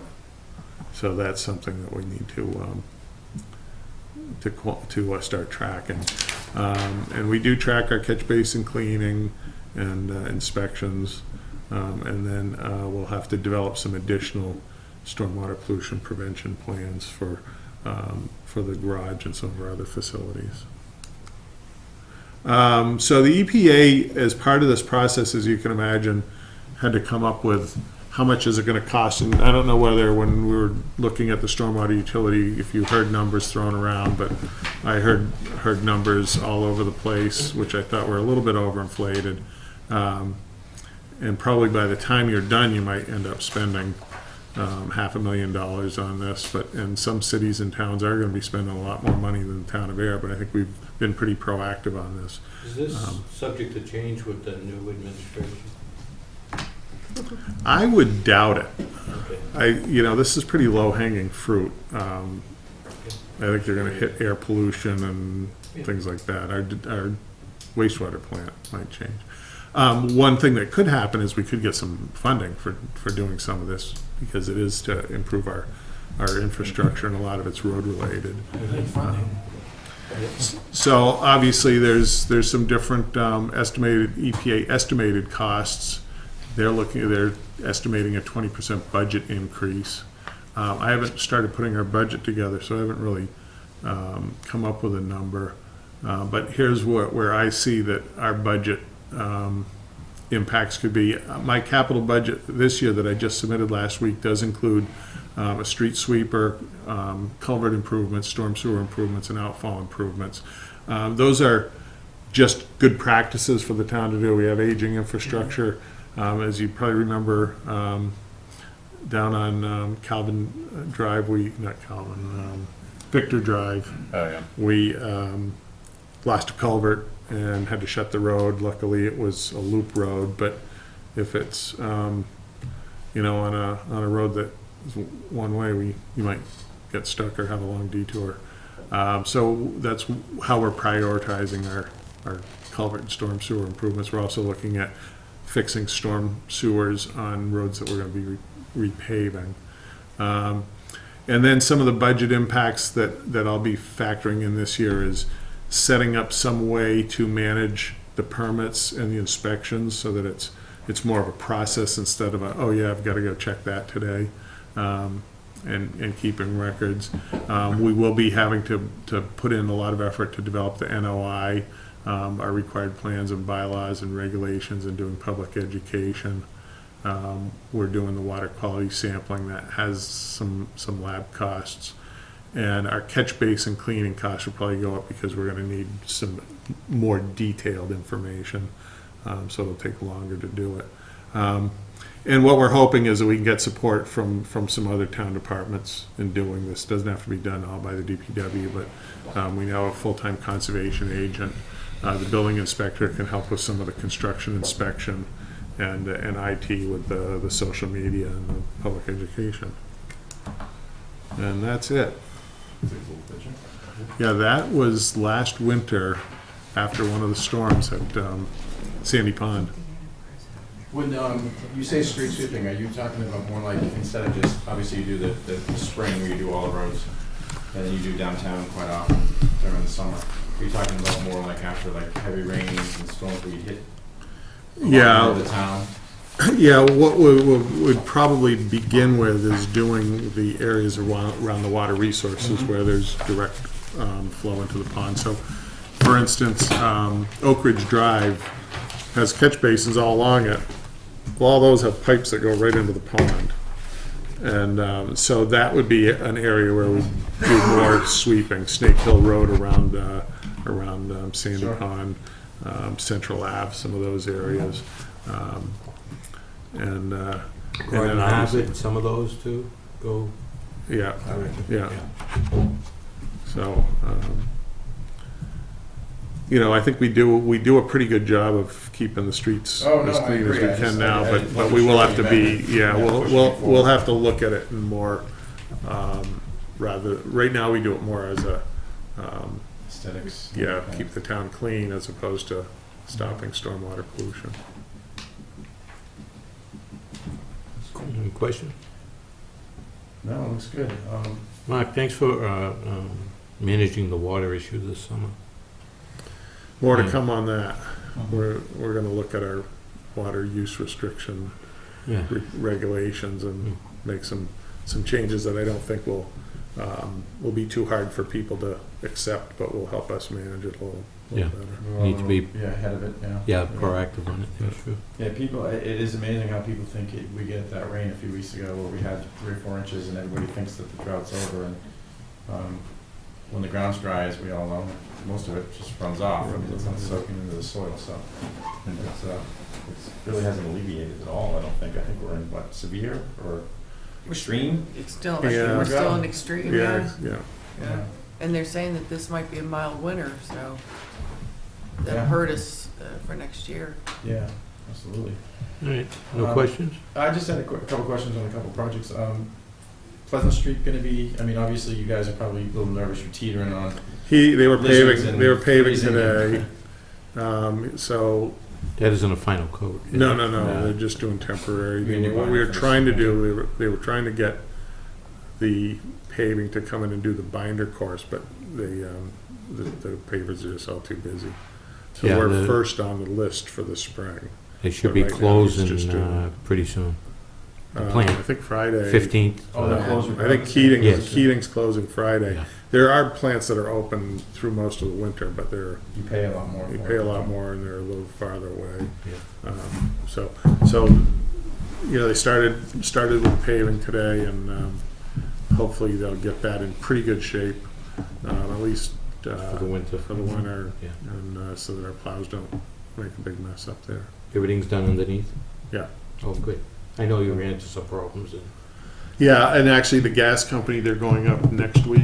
Yeah. So they're the, gonna so the finish gas their company's portion. been kind of Yeah. jumping in and out when they got out of the way. And Yeah, then, you have two great partners there, you got Verizon and the gas company to work Yeah. with, so that's been pleasant. I'll tell you, as much as we complain about the gas company and National Grid on electric, they're nothing compared to Verizon. Verizon, you're amazing. lucky if they call you back, and when they do, they go, oh, well. Well, we dealt with that with the power outages when we had those ice storms, Yeah. because, when we can fix the power, but Verizon owns the pole.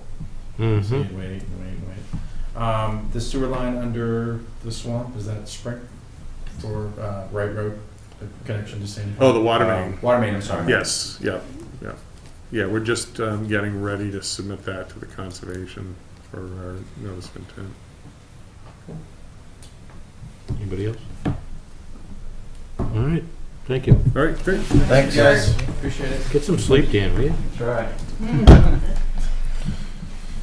Yeah, these chairs aren't bad. If you I know, you could- Yeah. Come here. Yeah. So, yeah. Okay. Doesn't Kind of stuff nice. too, 'cause it's so narrow. Right. Right. Keep all the cars off it anyway. Yeah. Okay, Robert. They're all parking advocates. So good evening. I know. Just briefly on the administrative update, we are now in full swing for the FY18 budget preparation. The buy board is going to meet next Tuesday, December 13th, to discuss in general the FY18 budget directive. This budget process, like last year, will be driven by my office and the town accountants, of course, with you, the Board of Selectmen. As we look at the budget, the town is in good fiscal condition, as you all pointed out earlier. In moving forward, we want to continue in that vein. We've made a lot of progress, and conceptually, for preparation of the FY18 budget, we're looking at a directive to all departments for no new personnel, no additional hours or new additional hours on the personnel side. I think that the board and the town has made great progress on the personnel front, but I think we need to reevaluate and let some of those impacts be fully realized. So we're looking at no new personnel, no additional hours, level fund budgets to be prepared, and what we will do, like we have, which is new this year in working with the town accountant, the budget forms are going to have a tracking sign-off so that they don't get lost in the shuffle. It's a lot like the warrant submission system we're sort of adopting. But more importantly, any new requests or additional requests will actually be illustrated in the budget sheets themselves, so not an attached memo or so forth, because we believe that it's important that you and everybody see what the new requests are in the potential impacts on that. The capital committee will meet on December 14th. All of the capital requests were submitted by December 2nd. They've been sent to the committee. The committee will have its initial meeting on the 14th. I did send to all of you the proposals, so if there are any questions. And I think the challenge with capital is also in keeping with our commitment to infrastructure improvement and so forth, there are going to be some tough decisions that are going to be needed to make on capital in two general areas. One is there is only so much money, as we all know, in the general fund for capital as well as in the respective enterprise funds, but also the capacity to get all of that work done as well as any backlog. Only so much can be done in a year, so there'll be some difficult decisions made on capital vetting. Also, I did meet with the chairman of the Finance Committee, and they are, though there hasn't been an official resignation, there will be forthcoming, which will make it only down to 2 members on the FinCom, and we've continued to try to get new members. It should be a 5-member committee. They will not have a quorum besides their inability to meet. As the board is aware, the reserve fund under Mass General Law can only be accessed with an affirmative vote of this board and an affirmative vote of the FinCom. Though I know you received the budget updates from the town accountant. Right now, as we approach the halfway mark in the fiscal year, all budgets are in pretty good shape.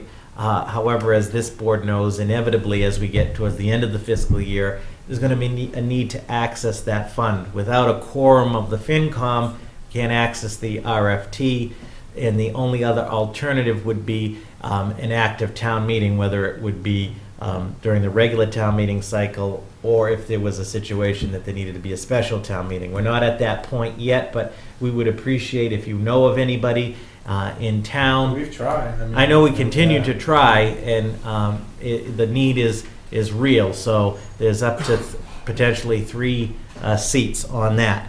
So we'll continue to move forward with the budget. I think, as always, it'll become sort of a standing item, at least the reports on the agenda. Just quickly, would it make sense to adopt something where, in an emergency basis, at town meeting in advance, that if there is not a quorum of the FinCom, you know what I mean? If there's a quorum of the FinCom, obviously we should do what we do, but we could be in real trouble if something drastic comes up. Can we do that under Mass General Law? I asked town council to that question, and the 2 mechanisms are you can adopt the reserve fund, which we have, so we need either the FinCom or it's through active town meeting. Unfortunately, there is no other mechanism. We did ask that. Okay. So that's the importance of that. Additionally, last week, there have been significant changes by the Inspector General's office as part of the Mass Municipal Bill. Ms. Antonellis and I attended a 3-day training by the Inspector General's office on all of the new procurement changes. It'll be coming before you. It was long. We survived. However, we will be, I have a department head meeting next week. There's been significant changes, hence the training. I'll be coming before you at your next meeting with some recommendations to increase some of the thresholds for purchasing in procurement. Also, as the board is aware, the new public records law will be going into effect in January, and I will be meeting with the department heads on that next week. And there have been some sweeping changes there that we need to make sure that we're in full compliance with. There's a huge push. They want all of the minutes, to the extent possible, to be available on the website electronically. Under the new law, it's 10 calendar days to respond to a request. If you don't respond to a request, which 10 business days. 10 business I days, thought you yeah, said that sorry, 10 backwards. business days. What's new under the law, which doesn't exist now, but is that the town could be taken to court on public records issues, and if you're found in fault, you're responsible for the court fees as well. Does this benefit just lazy reporters, or, I mean, seriously, I mean, it's such a... So it's all part of those changes, so I will make sure the board gets, so we're all up to date on that. As the board is aware, I did transmit your letter to the planning board regarding the medical marijuana. By statute, as you've probably heard in the news, it goes into effect on December 15th, but at least the President of the State Senate has indicated there may be delays. And the 18th, that's more the chief's issue, I mean, Right. way, Right. more than ours. Right. And that's a big issue for him, but... Right, because then I think that's allowing you It'll be a to year. possess it. And I would encourage Ashland, that was the community that adopted the moratorium for a year, and he was very well spoken. I don't know if you're familiar with the town manager up over there, but yeah, no, he was on the news the other night, and his point was, let's sit back. Why be the ones to jump right in? You know, pass the moratorium, see how it rolls out, see the pros and cons, because and give it a year instead of Well, the biggest thing is we gotta even wait for the state to decide how they're gonna do There's anything. no rules. You yeah. know, so it's Yeah. like, how do we establish, Well, that was kind of you their know, point. rules Yeah. if the state, you know, counteracts ours? And Yeah. then we're like back I to mean, square one, We've so been yeah. fortunate with compassionate care. I don't think anybody's even You noticed. don't even know that Correct. place when you drive by. And Mhm. but this could be like we talked about before, and And as you, Ashland, I thought he was very well spoken. It sounded we're not against, but Mhm. if we just wait a year, Yeah. we'll know a lot more. So as we get more information, you saw there was an advisory, which I also just shared also with the planning board from town council regarding this issue. But there seems to be a great need for a catch-up on the state level as to what does all this mean. Oh, yeah. So we will continue to move forward. Yeah, they kinda dragged their feet on this one. Lastly, as we will talk about in just a moment, I want to thank Ms. Antonellis for all of her efforts on the license renewal. There are some before you tonight, which we'll get to in a minute for approval. It's no small undertaking, and I appreciate all of her efforts with that to make it smooth. Also, the Holiday Light program, as you mentioned, is Saturday. I just want to again thank Ms. Antonis for all her efforts on that, as well as everybody Looks else beautiful. involved in town meeting support. And She didn't put them up. I think it'll be a great event. She helped design it, and she pointed the finger and said, "There."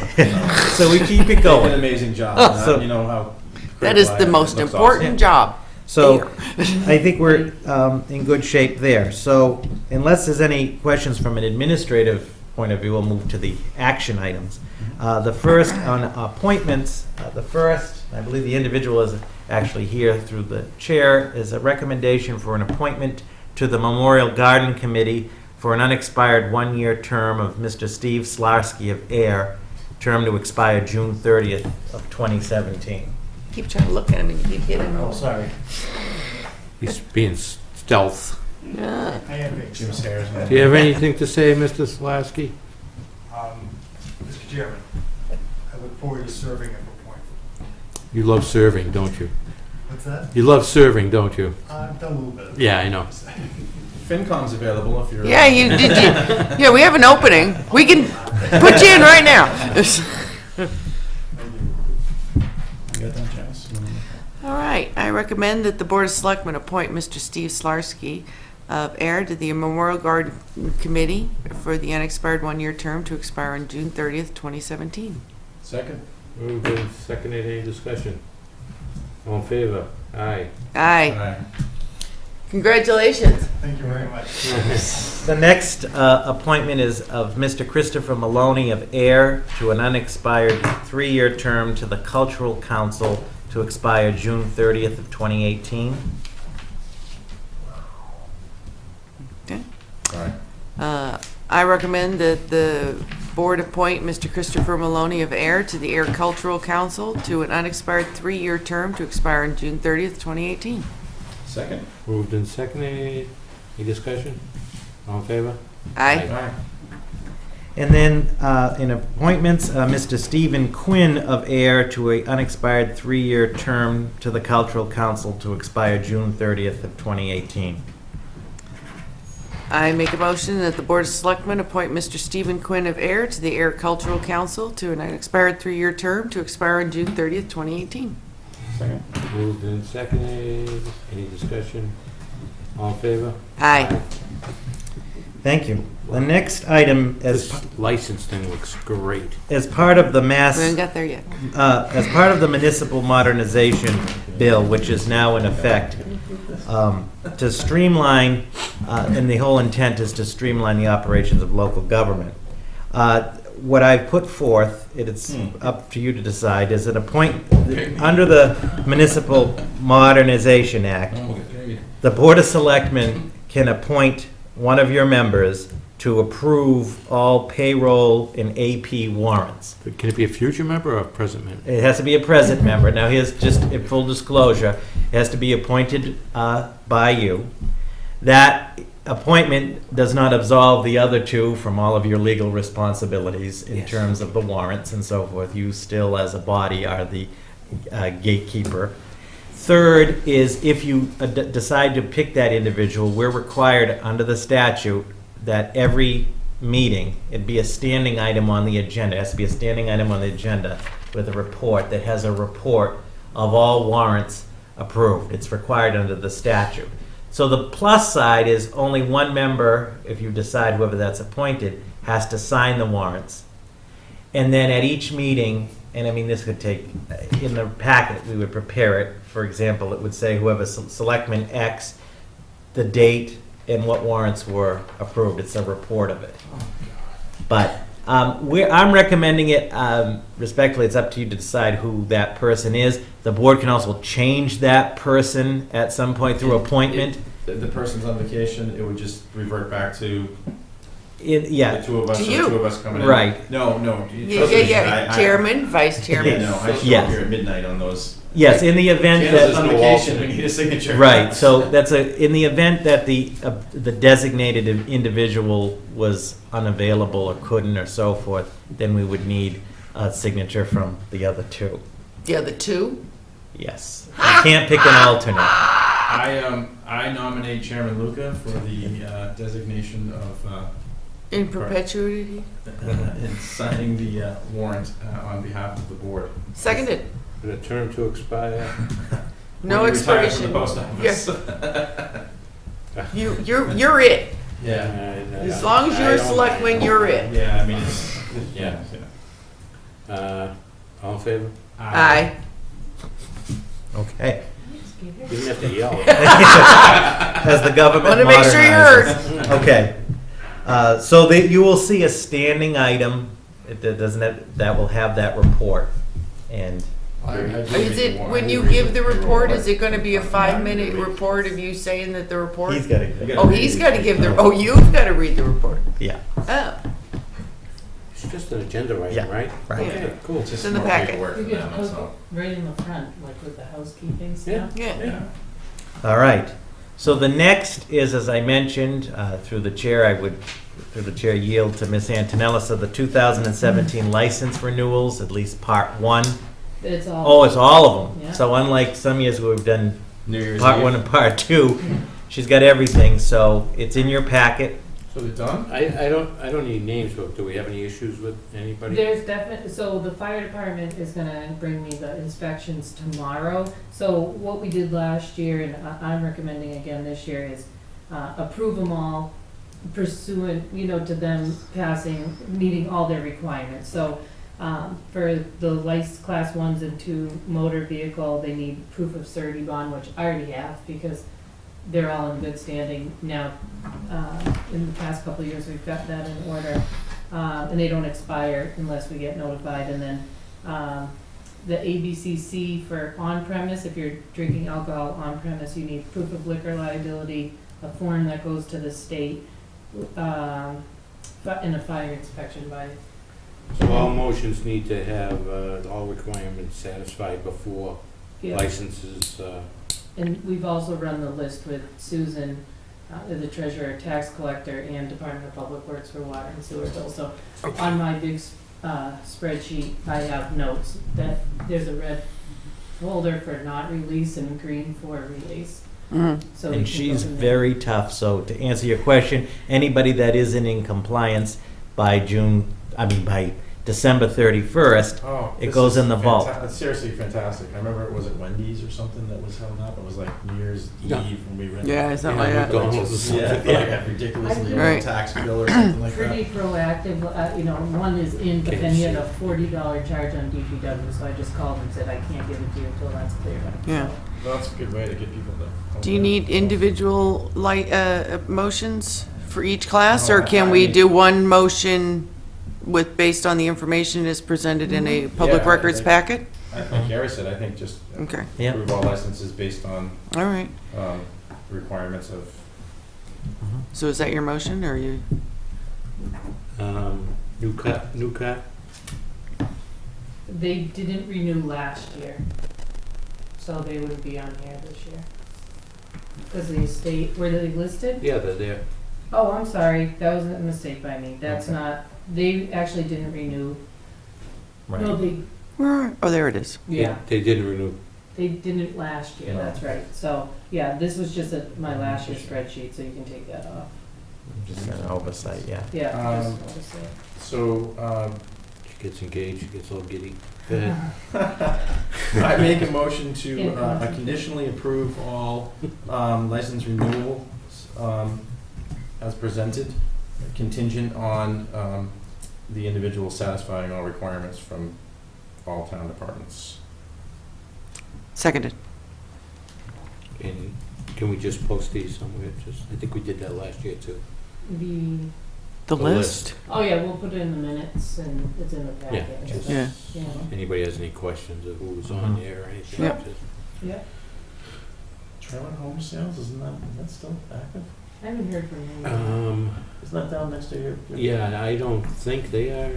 I haven't heard from him yet, usually It's it's. been there forever, I was just Sun. curious. Yeah, I don't think, I would call him tomorrow, actually. all right. Did you second?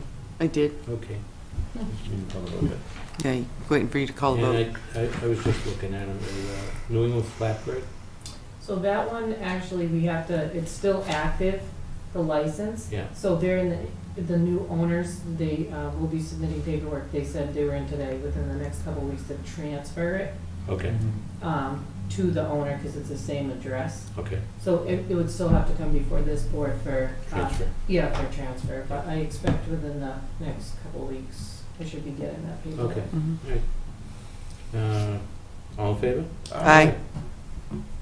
Wow, Thank you. gets easier and easier. Yeah, Yeah. it certainly does. Thank you, and I we'll keep remember you, spending 42 hours on Remember, yeah. this one. and we'll keep you updated if there are any issues. The next item, sort of two, just a brief update. One on the Mart project update. The interim improvements finally are about to be made. The fence has been procured and selected. This is the interim fence. There will be some interim signage. You've noticed there are some cars parking on the access. Those ones that used to park on Pleasant Street. They I will believe, all yeah. be, that will all be cleared up. There will be some interim painting marks and so forth, but I just want to stress that the interim improvements are just to facilitate safe access during the winter.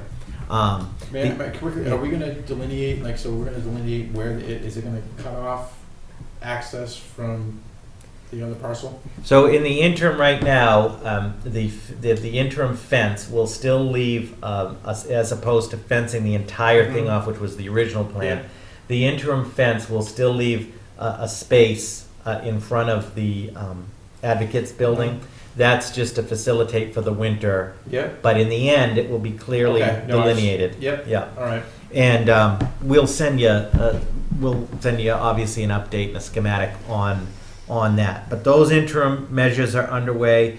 The transfer of the DCR rail trail lot to the town, there's been significant progress made on that. We're almost about to conclude that, so that's man. it's a good news. It's your typical intergovernmental bureaucracy. Half of them are indictment, aren't they, down there? Yeah. All sorts of stuff. We don't even deal with them anymore. We Yeah. go to the executive. Yeah, Yeah, good. We stopped we've dealing with them. we stopped. Good, I- you'll be visiting the MCI, sure. Right, so green light on that. The private property acquisition, which is the purview of Mart, is coming to a conclusion. There are some deadlines for December. We'll have an update on that because that will somewhat drive what the project looks to, but that's moving forward. And in terms of the schematics, and I want to say the conceptual schematics, which we want to get to, that deadline is just about up. Wesson and Sampson with Mart are fine tuning. These are just the conceptual things. Once we get the conceptual drawings, we'll get those to you, to everyone. We'll start that whole design process. So things are moving forward. I can understand everybody's frustrations, but it is the nature, I guess, of a public transportation project, but it is moving forward. The second piece is the Depot Square relocation.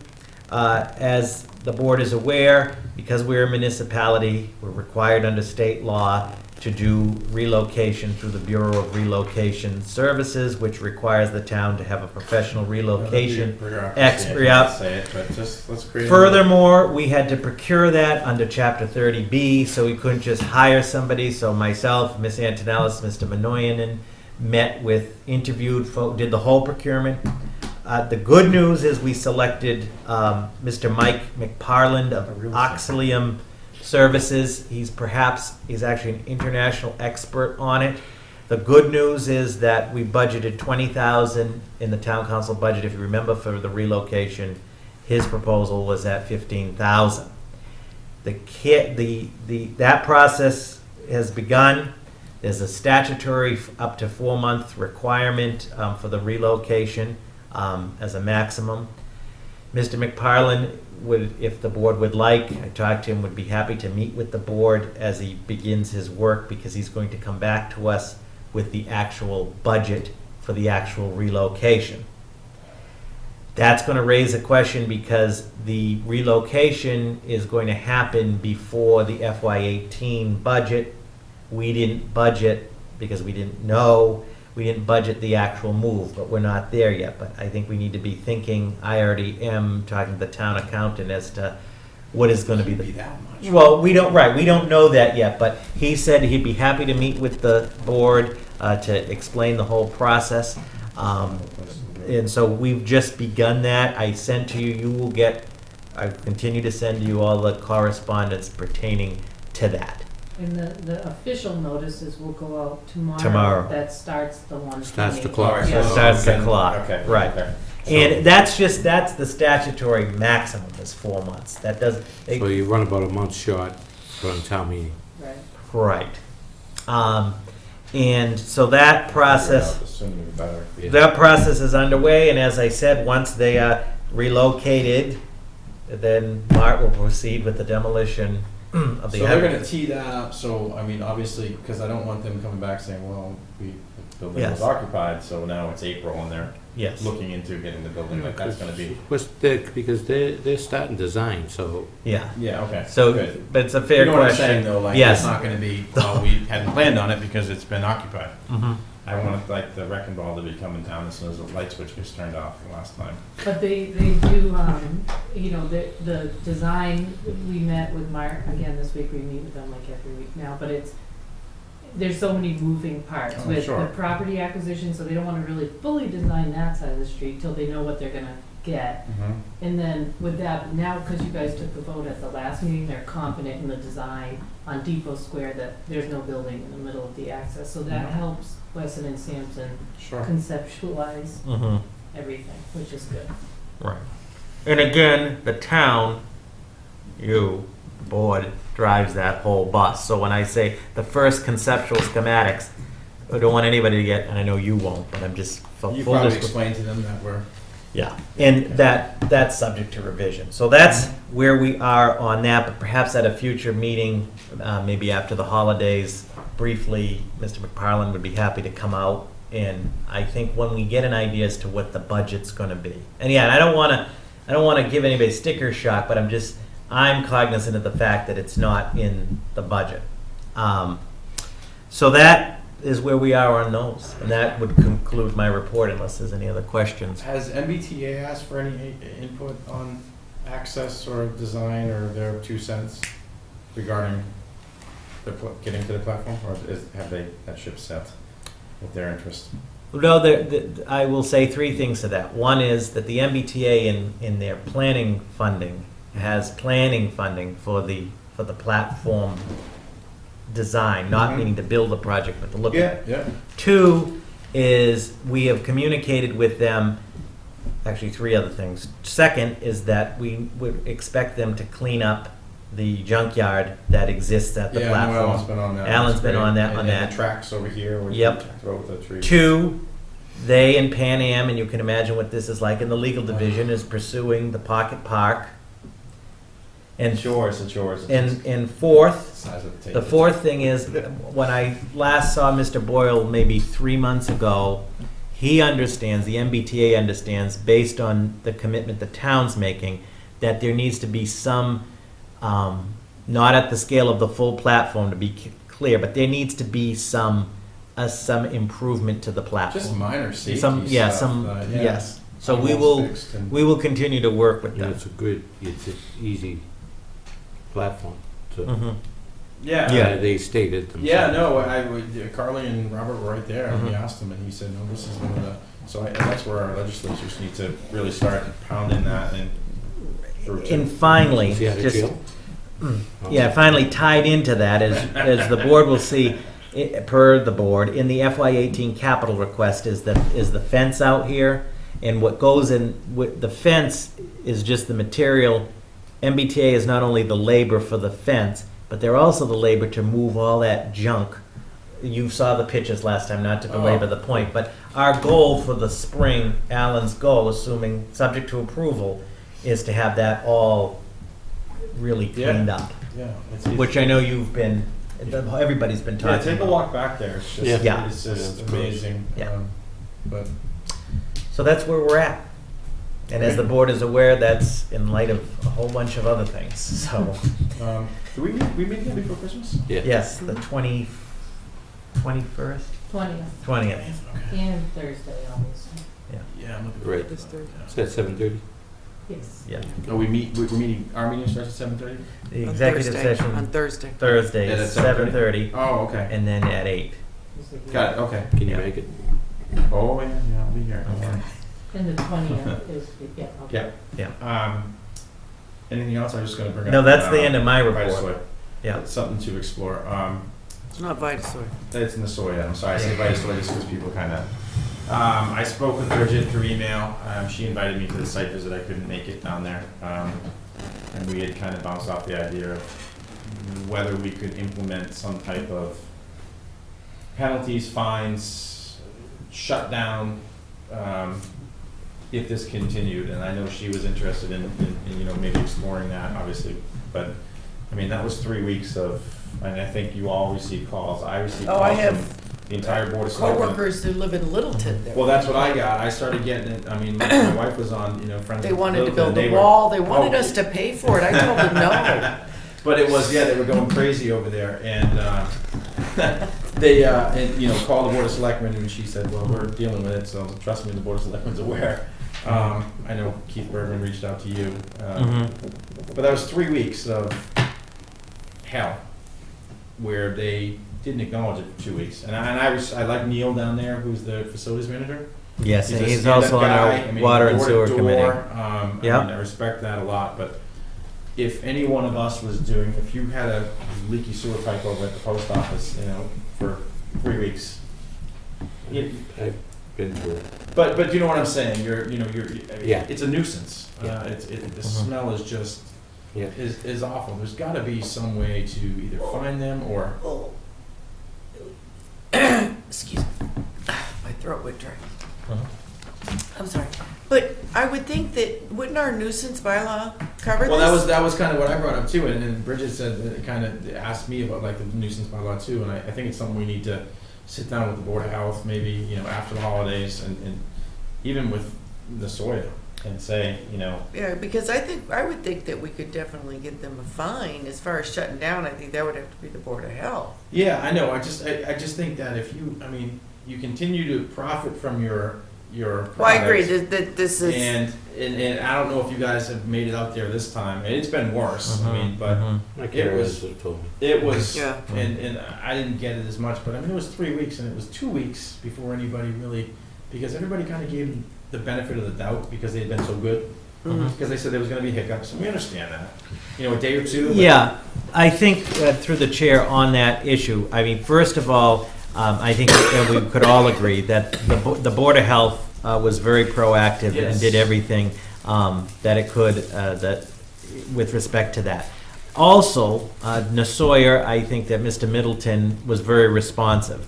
I did say to him, however, and I think what you're getting to is, and we obviously want them to succeed, but the challenge we have as you mentioned, and you all mentioned, it went on for 3 weeks. And the prevailing wind, the way it was, it did really hit Littleton. And at first, they sort of thought was at our wastewater treatment plant, but that's way on the west side of town. That being I don't give a damn about that being I'm said, talking perhaps about residents, but right. Yeah, but I know what you're saying. Right. That being said, perhaps after the holidays, with the Board of Health, we could look in to see what are the options. And the point is not to find just to be punitive or so forth, but there needs to be, if you will. And I said this to Neil actually yesterday when I talked to him. I said, we understand you're trying to succeed and solve that problem. But at the flip side, you have to understand from our end, and you as the elected officials know this, it went on for 3 weeks. People get tired of hearing it's process imbalance. Like, what are you going to do about it? The frustrating part to me was no one was notified.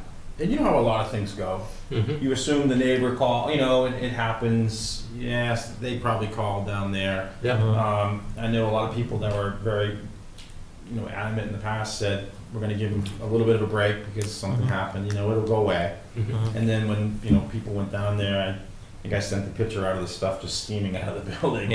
And Board of Health did have DEP down there as well. Oh, yeah, but no, I think know. And we have to Bert do said a it better was- job on the response time they do. Or even something where they put together, they email you and the DEP and something, we're admitting, because there was absolutely no way in the world that they did not know for the 2 weeks prior that there was an issue there. Because it was just horrid. And So I think in terms of next steps as the takeaway, Yeah. maybe after the holidays with the Board of Yeah, Health and so absolutely. forth, let's see what the options are and then because it may move be forward. legally, we might not be able to, but we might be able to, who knows? But- And just so the board knows, Nasoya understands that they want to work with us because I said to them at the end, I says, if this doesn't, and it did get resolved, and this isn't why it got resolved, but I says, if this doesn't get resolved, the Board of Selectmen and the Board of Health are going to have you in here on a joint meeting. This has got to stop. And they, I will say, they understand that at least, which is good. It's not like they're just. But No, I understand. I know, It went I on know. for 10 years, Yeah. really, on and off, and it Yeah. kind of didn't get pursued. And my concern was a new ownership, where they cut in some corners. I'm assuming the mitigation process is expensive. So was it we're not going to do anything, so we're not getting any complaints, just to make sure they're aware. One last public piece on that, and it's not in any way to try to create more work or pass it, but in talking to the Neshoba Boards of Health, if people, residents and so forth, have it, smell it, the complaint, it's imperative that they call the Neshoba Boards of the Board of Health, because those calls through them get recorded, meaning the calls get sent, not the actual call, but the log to the DEP. In other words, that makes it an official complaint. If they call us, that's where we're going to refer it. But just as a sort of Well, it's because people think Board of Health. Right. And they think call town hall. Right. They'll get married. Which is still Selectmen, and that's why I Yeah, wasn't or they'll there, get and married at the, at the town hall I think for I the Board sent of an Health. email on a Friday saying, I have a feeling Bridget's email is going to be full, and I think that's when. well, a lot of people call DPW because they think it's sewer. Right. So, okay. All right. So we'll follow up on that. Yeah, I think that'd be a good idea. I just got one question about, Chief Murray make any headway on the traffic, Well, that's a good point. Oh, yes. The chief was planning to be here. The holdup is the state. In other words, so he will, we're going to plan hopefully for the, I keep saying the 21st, the 20th. That's the only holdup. The chief needs to hear back from the state Can we on. secede? From the state? Texas wanted to do that for a while, didn't they? Where are we gonna go? Canada don't want us. They don't- We gotta they don't create a either. currency. It's a rhetorical question. We gotta create a currency. Let's get started now. Is your face gonna be on the currency? No. My nose won't even fit on the currency. We have a motion about the minutes. I make a motion that the meeting minutes from the November 15th, 2016 Board of Selectmen meeting be approved as submitted. Second. Moved and seconded, all in favor? Aye. So we haven't made them for weeks. I make a motion that the Board of Selectmen adjourn. See you again. I was just waiting. Second, sorry. Moved and seconded, all in favor? Aye. Opposed? I say aye.